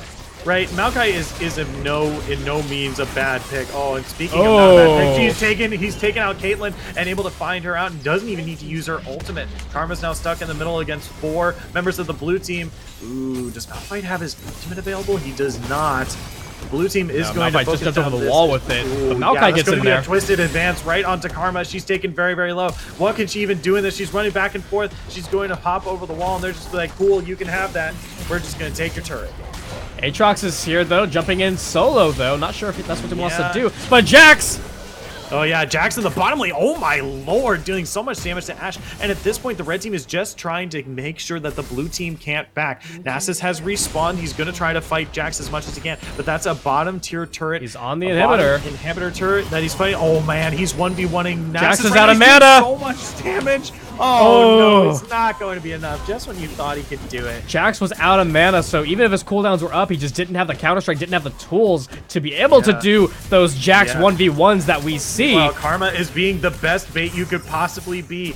Making them think that you got it, but that's going to be a quick kill from Aatrox. Meanwhile, Zed in the top lane, going to try to get away from both Maokai and Victor. That smite was put through. The Q is not going to be able to land. He's not within range to Twisted Advance. Maokai still wants it, though. He's edging closer. There's the Sapling. Is the slow Twisted going Advance. to be? There's the Twisted Advance. That's the snare was still good, but Zed is going to be able to get away. Meanwhile, the red team, once again, cool, guys. You're in the top side of the map. That's awesome. We're going to take your dragon. Couple of interesting build callouts here before the next Clown Fiesta fight begins. Caitlyn going for the Infinity Edge Bloodthirster and no Zeal item yet on the board. That is hindering her quite a bit despite having the safety of the lifesteal. She just doesn't have the attack speed to support it. Ooh, that is a good initiation from Maokai there. Aatrox forced to pop the ult. Redemption. Taken so low. There's the gravity field. Chaos Storm. Just a little bit. She's taken so low, but her shield's just Aatrox down for just a little bit longer. Ashe is now getting a double kill. They're not looking to push this fight any longer. Jax on the wings, but I feel like at this stage of the game, Jax just needs to be in the team fights. He's so far away from the rest of the team, and he's doing such a good job of taking out individuals, but he needs to be with his team.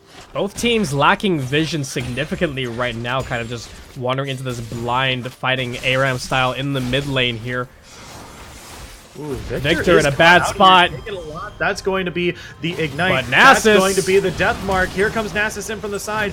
Zed is able to get that shutdown. He's not going to be able to get away from that, though. There's Caitlyn. force on the Caitlyn. Malphite is now in the way. He's alone. Forced to flash. Caitlyn is now alone. Here comes Karma and Jax coming in. Are they going to want to do anything off of that? That's the Q landing onto Ashe. She is slowed. Caitlyn is dealing a bunch of damage. That's a great snare. Here comes the stun in from Jax. It's going to land just on the very tip of it. That is going to be a kill for Jax. Jax looks like he wants more. It doesn't look like they're going to be able to find it. That's a Aatrox TP teleport. Aatrox going top lane. He's gonna have to fight the Maokai here. Maokai wants some of it. The Twisted Advance, it doesn't look like it's doing anything. It's not. Maokai so much damage. His armor is peeled at this point. He is Executioner calling a little reduced. Healing. Ashe is now on the top lane. There's that armor stacking. The Rune King, not going to be enough. Aatrox caught out by the Enchanted Crystal Arrow. Karma is coming in from the side. That's going to be a shield. That's he's still alive! Gigantic shield. He's still in it to win it. That's going to be the snare going on to Maokai. Aatrox is still looking for more. That's going to be Karma. A great heal. Oh no. Oh, the Ashe chains! Getting in there. That's going to be so good. He's so One more. He's going to be able to find the kill. That's really, really good. Aatrox is still looking for more. That's the snare. That's going to be a double kill for Aatrox. This Karma the Victor is an MVP. That's going to be a huge amount of damage coming out from Victor, though, and that's going to be the kill. Leandries, double kill. Oh, no. Oh, no. This Victor putting in a ton of work. The Maokai as well. There's the armor stacking we called out briefly earlier because the red side is primarily physical damage. Jax does have a bit of mixed damage, but he is basically all physical damage for the most part, mainly auto attack based. So Maokai, so very durable. You saw just how long Maokai and Aatrox both survived in that fight. Aatrox doing a great job at abusing the damage mitigation, and Karma as well. As we said, MVP with those shields, but now Zed in trouble. He's caught out, and that spell shield is not going to protect you from an ignite. So that is going to be a good night. Going over to Zed. Meanwhile, Jax is just nowhere to be found in these fights. like his team goes another fight without him, he's doing so well. If he wants to do something with the gold lead that he's established, he needs to not split push and be with his team. That stun is very useful to his team. The smite is very useful to his team. His damage is incredibly useful to his team. He has to be with them. He can't just be in bot lane doing something. You know, you have to be with your team and doing something more. Red team looking very dark right now. Not a single ward on the map for the red team. They have Scuttle Crab, but no actual wards on the map for the red side right now. Blue team have a couple wards on the map. They do have priority for this Baron right now, potentially. Yeah, Aatrox doing a good job of pushing out these top places. See, this is the time that you want to be pushing. Like, Jax has been pushing at improper times. I don't want to say that pushing waves is a bad thing to do at any stage in the game. It's just that you need to be able to time them well so that you're... Ooh, Karma's walking into a death brush here. Oh, there's the Maokai. Oh, yeah, there's a the twisted big tree. Victor is now coming in from the side as well. She's going to try to look to get this good redemption. Heal, oh, Caitlyn. Ooh, Nasus is also catching out the two carries. Karma's still alive! Oh yeah, Karma's still in it. She's trying her best to stay alive, but is not going to be alive. Zed is getting in there with the death mark. Jax is now in it. Nasus is taken very, very low. Oh, the self-healing! But he's going to use his flash to try to get in the this Jax! Is he healing more than Ashe can deal damage? Oh my god! He's on a Victor! Oh my god! He's Counter-Strike! On the map. There's so much healing. There's the Counter-Strike going to resist the damage from Ashe. He's jumping on top of Maokai. Now that's going to be the kill, but after such a long time, Aatrox is now looking for something that he wants. No. But it does look like there's going to be one by one. Not the same as Jax, buddy. That's going to be the shutdown from Ashe, and that's an entire ace for the blue team. Oh, holy man. Moly. The Styrax gauge kicking in for a massive amount of value there for the Jax. 1v3ing almost there, but just barely enough mitigation from the Hourglass of Victor and Maokai being tanky to shut him down. Finally, Maokai goes in once again, continues the pressure. Onto Caitlyn. They're all looking for something. That's so much damage. Karma's not able to mitigate it as much as he could. That's going to be the gravity field. Ashe is shredding. Zed can't get anything. Coming down from Ashe. That's so much damage. And then that gold lead we were talking about before has all but disappeared. The blue team is now in a commanding position, even though they're only down 800 gold. 59 kills in this hectic bloodbath of a game so far. Only 1,000 gold, roughly in favor of the red side after all of that. Still 2 towers in their favor, but the blue team, as we're seeing, their team fight and their long fight composition is starting to pay off for them, with the Maokai and Nasus having a ton of self-healing, Malphite to assist with the front line as well, and Ashe and Victor are completely online right now. We have a bunch of pings from the red team coming down to try to interrupt this Baron. They do have vision on it, and Ocean Drake picked up by the blue team. Blue team getting greedy doing Baron and Dragon. Same time. Yeah. Red team did have vision of that. Oh, Jax is looking for something. He saw that Victor was really, really low. He is able to find him out. There's the Counter-Strike. Is he going to do anything? Jax has been able to do a lot of damage, but sometimes he just puts himself in poor positions and not be able to help the rest of his team. So if he's able, he's so far ahead that he can't afford to die and make his team lose just such a valuable damage dealer. Like we saw in the previous fight, like he healed so much. He needs to be there with his team. He can't just be up in Timbuktu. Red team now looking to pressure the mid lane once again. Bottom inhibitor is open for them. It is an option. Let's see if they start to rotate between the mid and bottom lanes. Jax is starting to head for it into the jungle. Goes to the red buff steal first. Blue team do have some vision of him. They know he's heading down there. Yeah, Karma's trying to stick with Jax as best she can, but she does not. The red team aren't with them though, and that's a huge amount of damage. Here comes the arrow. It hits Karma. Yeah, that's going to be a huge enchanted crystal arrow, but that's going to be a heal. Is it going to be enough? The shields are not going to be able to help her. That's already one person down on the blue team. That's going to be a great... Oh, the cane! That's a double kill for Nasus. He's snared up on that Caitlyn trap, but it's not going to stop the rest of the blue team from looking for more blood. They're now captured. They're now cornering Caitlyn. She's forced to flash, but there's so... Is that a dead man's plate on the Victor? Heck yeah, it is. Hello? There's that slightly tanky Victor we were talking about. That kind of plays into the grasp of the Undying. He was still able to build a ton of defense and damage at the same time, with the Hourglass and the Leandri's Torment giving him a bit of health as well, plus the innate damage he gets from upgrading his Hextech core. Yeah, we now have things coming out from the red team to try to stop this Baron, but they're so far away. They have vision. Yeah, they have vision, but I don't think they're able to get there in time. So Darren Asher is going to go over to the blue team here. Jax now doing what Jax does best and pushing out this bottom lane here, but I don't know if it's going to be as useful to his team at this stage of the game. We're 38 minutes in, and if you're not sticking around with your team and dying by yourself, you're going to be slapped with a 50-second death time. That Demolish stack taking out over half of that first turret's damage, health, excuse me, in the top lane. Aatrox and Karma here to defend, but Malphite hanging out in the wings, 3 for 2, set up in the top side. Yeah, might have a bit of a base race between the blue team heading down mid. Jax going for the solo bottom inhibitor. Ash is alone defending. Ash can't solo Jax. Yeah, we did see Ash not be able to solo Jax before. He might actually get the inhibitor here. Good arrow. He's just doing so much. Okay, there's the enchanted crystal arrow. There's the volley trying to take away the... Blue team are in the base. The fight is starting. Yep, there's the twisted advance onto Karma. They're not going to be able to Victor with the early hourglass. Oh no! They're trying to focus out Victor as much as they can. There's the death mark. There's the there's a bunch of damage. He's now caught in the middle of the death. Excuse me, the storm, but it's not going to be able to find anything. The inhibitor taken in the bot lane. Malphite is just kind of up there, just kind of. Malphite support. He's just like, yo, dude, I got this. Solo slapping the turret.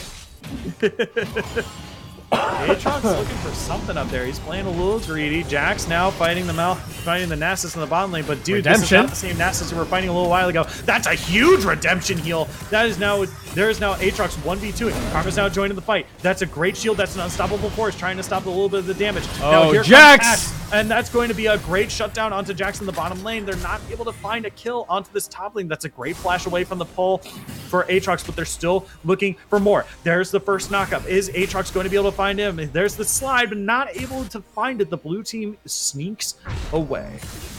And the blue team still have fantastic control over the map with 3 waves pushing in their favor. They still have Baron buff minions available. Red team still severely lacking in vision. And the gold lead is now finally back into the blue team. Yeah. After 40 minutes, the blue team finally ekes out a 2,000 gold Zed. lead. Ooh, that's a good enchanted crystal arrow. Zed is taken very, very low. He uses the stopwatch. Ranger's focus from Ash. Immediately deleted with all that Ash damage, and Zed is going to go down as well to the Nasus. Aatrox is now sliding his way in. This Realizes Ash that is he so doesn't want to be big. there, trying to flash out, but now this Ash is dealing so much damage. That's going to be the second kill going over to Ash. There comes the Wither from Nasus. That's a huge amount of damage coming down from the Q. He's going to throw down another one. Karma's taken so very low. That's going to be a 3rd kill for Ash and a double kill, and that's going to be an inhibitor and a turret. The respawn timers are very long for the red team here. Jax now, man versus world, gonna get locked up. Yeah, that's going to be ace going out to the blue team, and this might be GG here. It doesn't look like. Yeah, those are very long death timers, friends, and that's going to be a lot of cannon minions hitting this Nexus. That's going to be GG, and this game did not turn out exactly how we thought it was going to.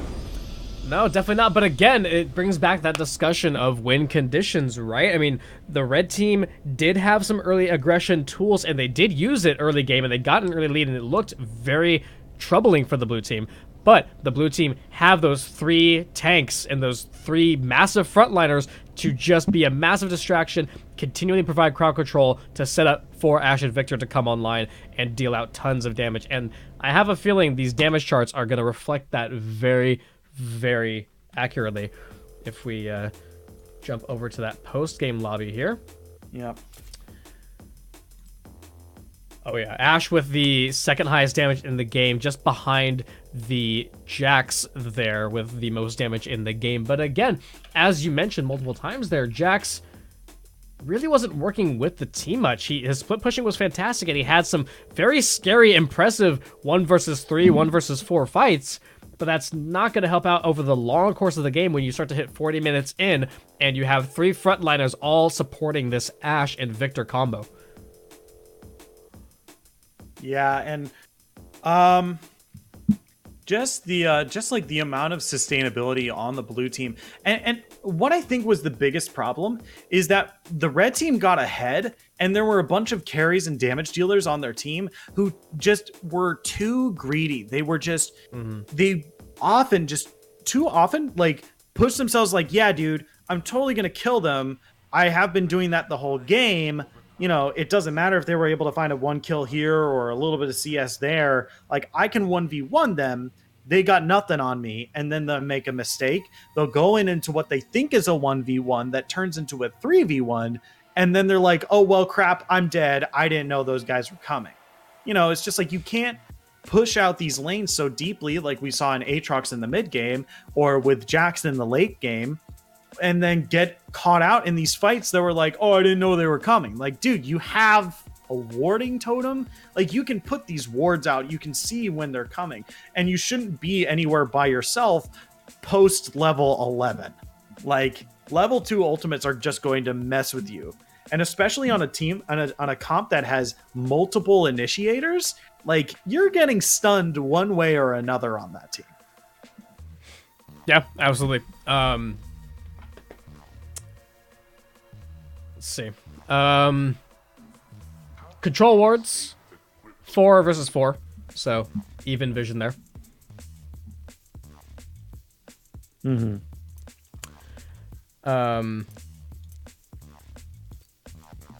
Again, kind of a as far as the casting dynamic goes, that was another rough one, just because it was, you know, Clown Fiesta fights, which is the theme of the day. You know, I mean, I do apologize that I know at the very start of the game, during one of the earlier fights, I jumped into play-by-play again, and I was like, wait, no, that's not my job right now. And I was trying to not talk over you, but I was trying to, like, highlight a couple of things. But yeah, it's difficult to not accidentally, for me to not bleed into play-by-play by accident, so I need to keep an eye on that. That being said, though, it was, and again, it's part of just how the game went. It's rough. It's almost impossible to break anything down or provide any commentary outside of fights, just because there's always a fight happening. So it was difficult to wrap up points, you know, and provide that extra bit of insight when it's just constant fight after fight after fight. But I think we did a decent job, and we highlighted, you know, sort of weaknesses of each comp again. We're aware of that. We talked about builds a good amount here. And again, that's something that I would have liked to have, you know, if there were some bigger gaps in between the fights, I would have gone a bit more into, say, the fallbacks of Caitlyn rushing Infinity Edge Bloodthirster and no Zeal item that early on. That set her back significantly. Jax's build with the Spear of Shojin was giving him a lot of power in those uneven fights. We did mention the armor stacking a bit, and that did come into effect, especially on Maokai, having the Dead Man's Thornmail and Gargoyle Stoneplate all stacking. Nasus as well with the Thornmail. Probably didn't need the Spirit Visage, but it does help with the self-healing abuse, which was helping him a lot. The Ashe was an absolute monster, and she built appropriately as well. Malphite, again, we weren't expecting much out of the Malphite support, but the Adaptive Helm is curious. I'm not sure who that was intended for. Maybe I'm not sure either. Maybe the repeated strikes from Jax's passive, from Jax's ultimate passive. Maybe, I'm not sure. Because I think that's magic damage on hit. Yeah, I'm not 100% sure, to be honest. Yeah, but it was a curious choice. Yeah, but like I feel like the Malphite, even though that team won, I still feel like the Malphite did exactly what we thought it was going to do. Like, he ulted and then was like, "Okay, I'm done. See you guys later. Bye." One-hit wonder, yeah. I did the thing. Bye. Yeah. Like, we even saw him split pushing solo for a bit too. I mean, bearing in mind that was at the point where blue team had the game wide open for themselves, and it was their game to lose at that point. So, you know, it was, you know, it wasn't some revolutionary support split pushing. It was just kind of a might as well slap this tower for a bit. But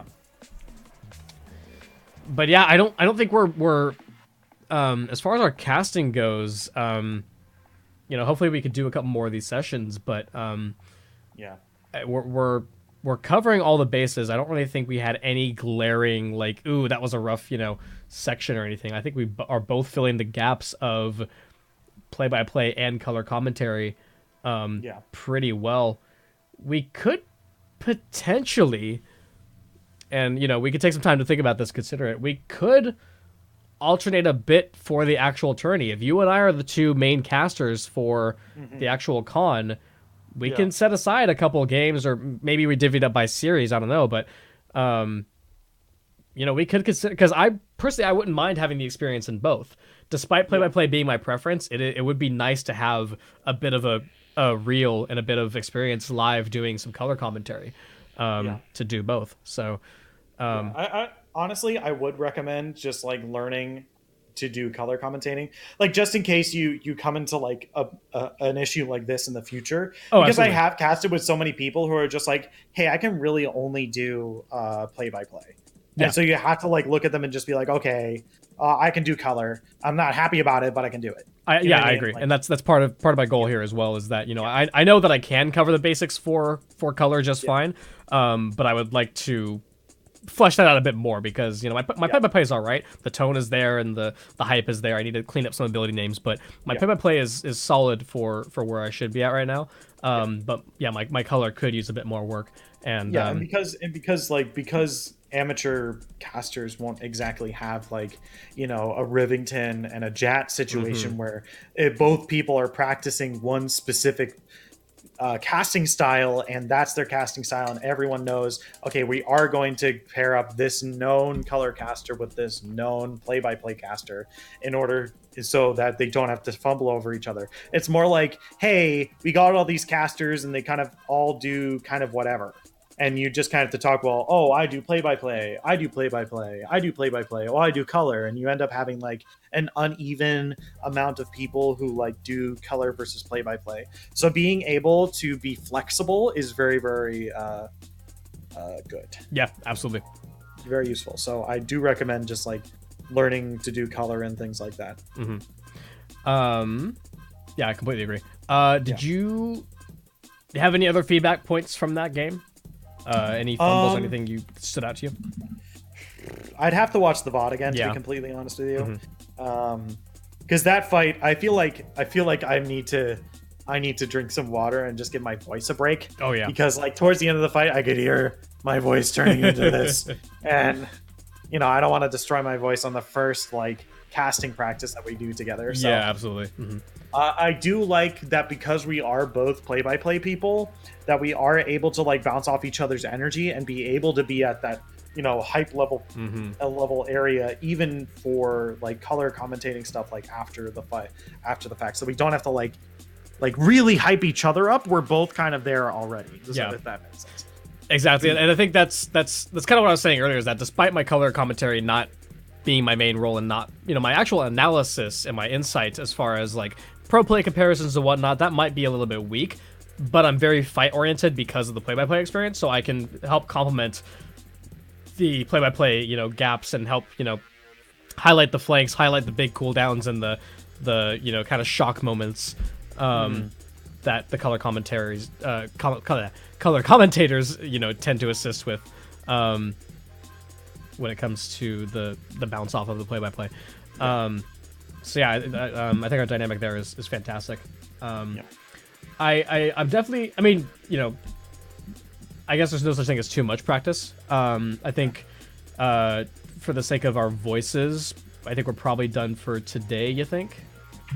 Yeah, I'm pretty much done. Yeah, that's totally fine. That was a solid, good first session. We'll hopefully do a couple more of these before the actual con, but I'm not worried. I have no like fears or reservations about it.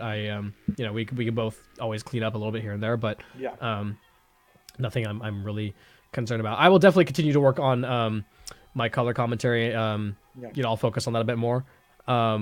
You know, focus on what you're good at, but you know, because you know, you're not going to deal with people who are specifically in one area or another, and you're going to get in events like this, you're going to get a mishmash of people. Absolutely, yeah. It's good to at least supplement your the things you're not comfortable with, but still practice the stuff and focus on the things that you are comfortable with. Yeah, so that you're not like fully divvying up your time 50-50. You're more of divvying up your time like 70-30. Yeah, I completely agree. Yeah, I've been fortunate enough so far that the events that I have casted have all been, I've been able to kind of have my choice, and I've been able to be play-by-play, and or when there is another caster that is kind of a dedicated caster, they are either just coincidentally adverse to play-by-play or whatever. So it's been fortunate, so far. But I completely agree that having the experience in both and about that 70-30 balance is about ideal. So I'm liking the experience a lot. Yeah. And we'll both learn off of each other. Let's see. I don't think I have anything else. I don't want to hold you too long.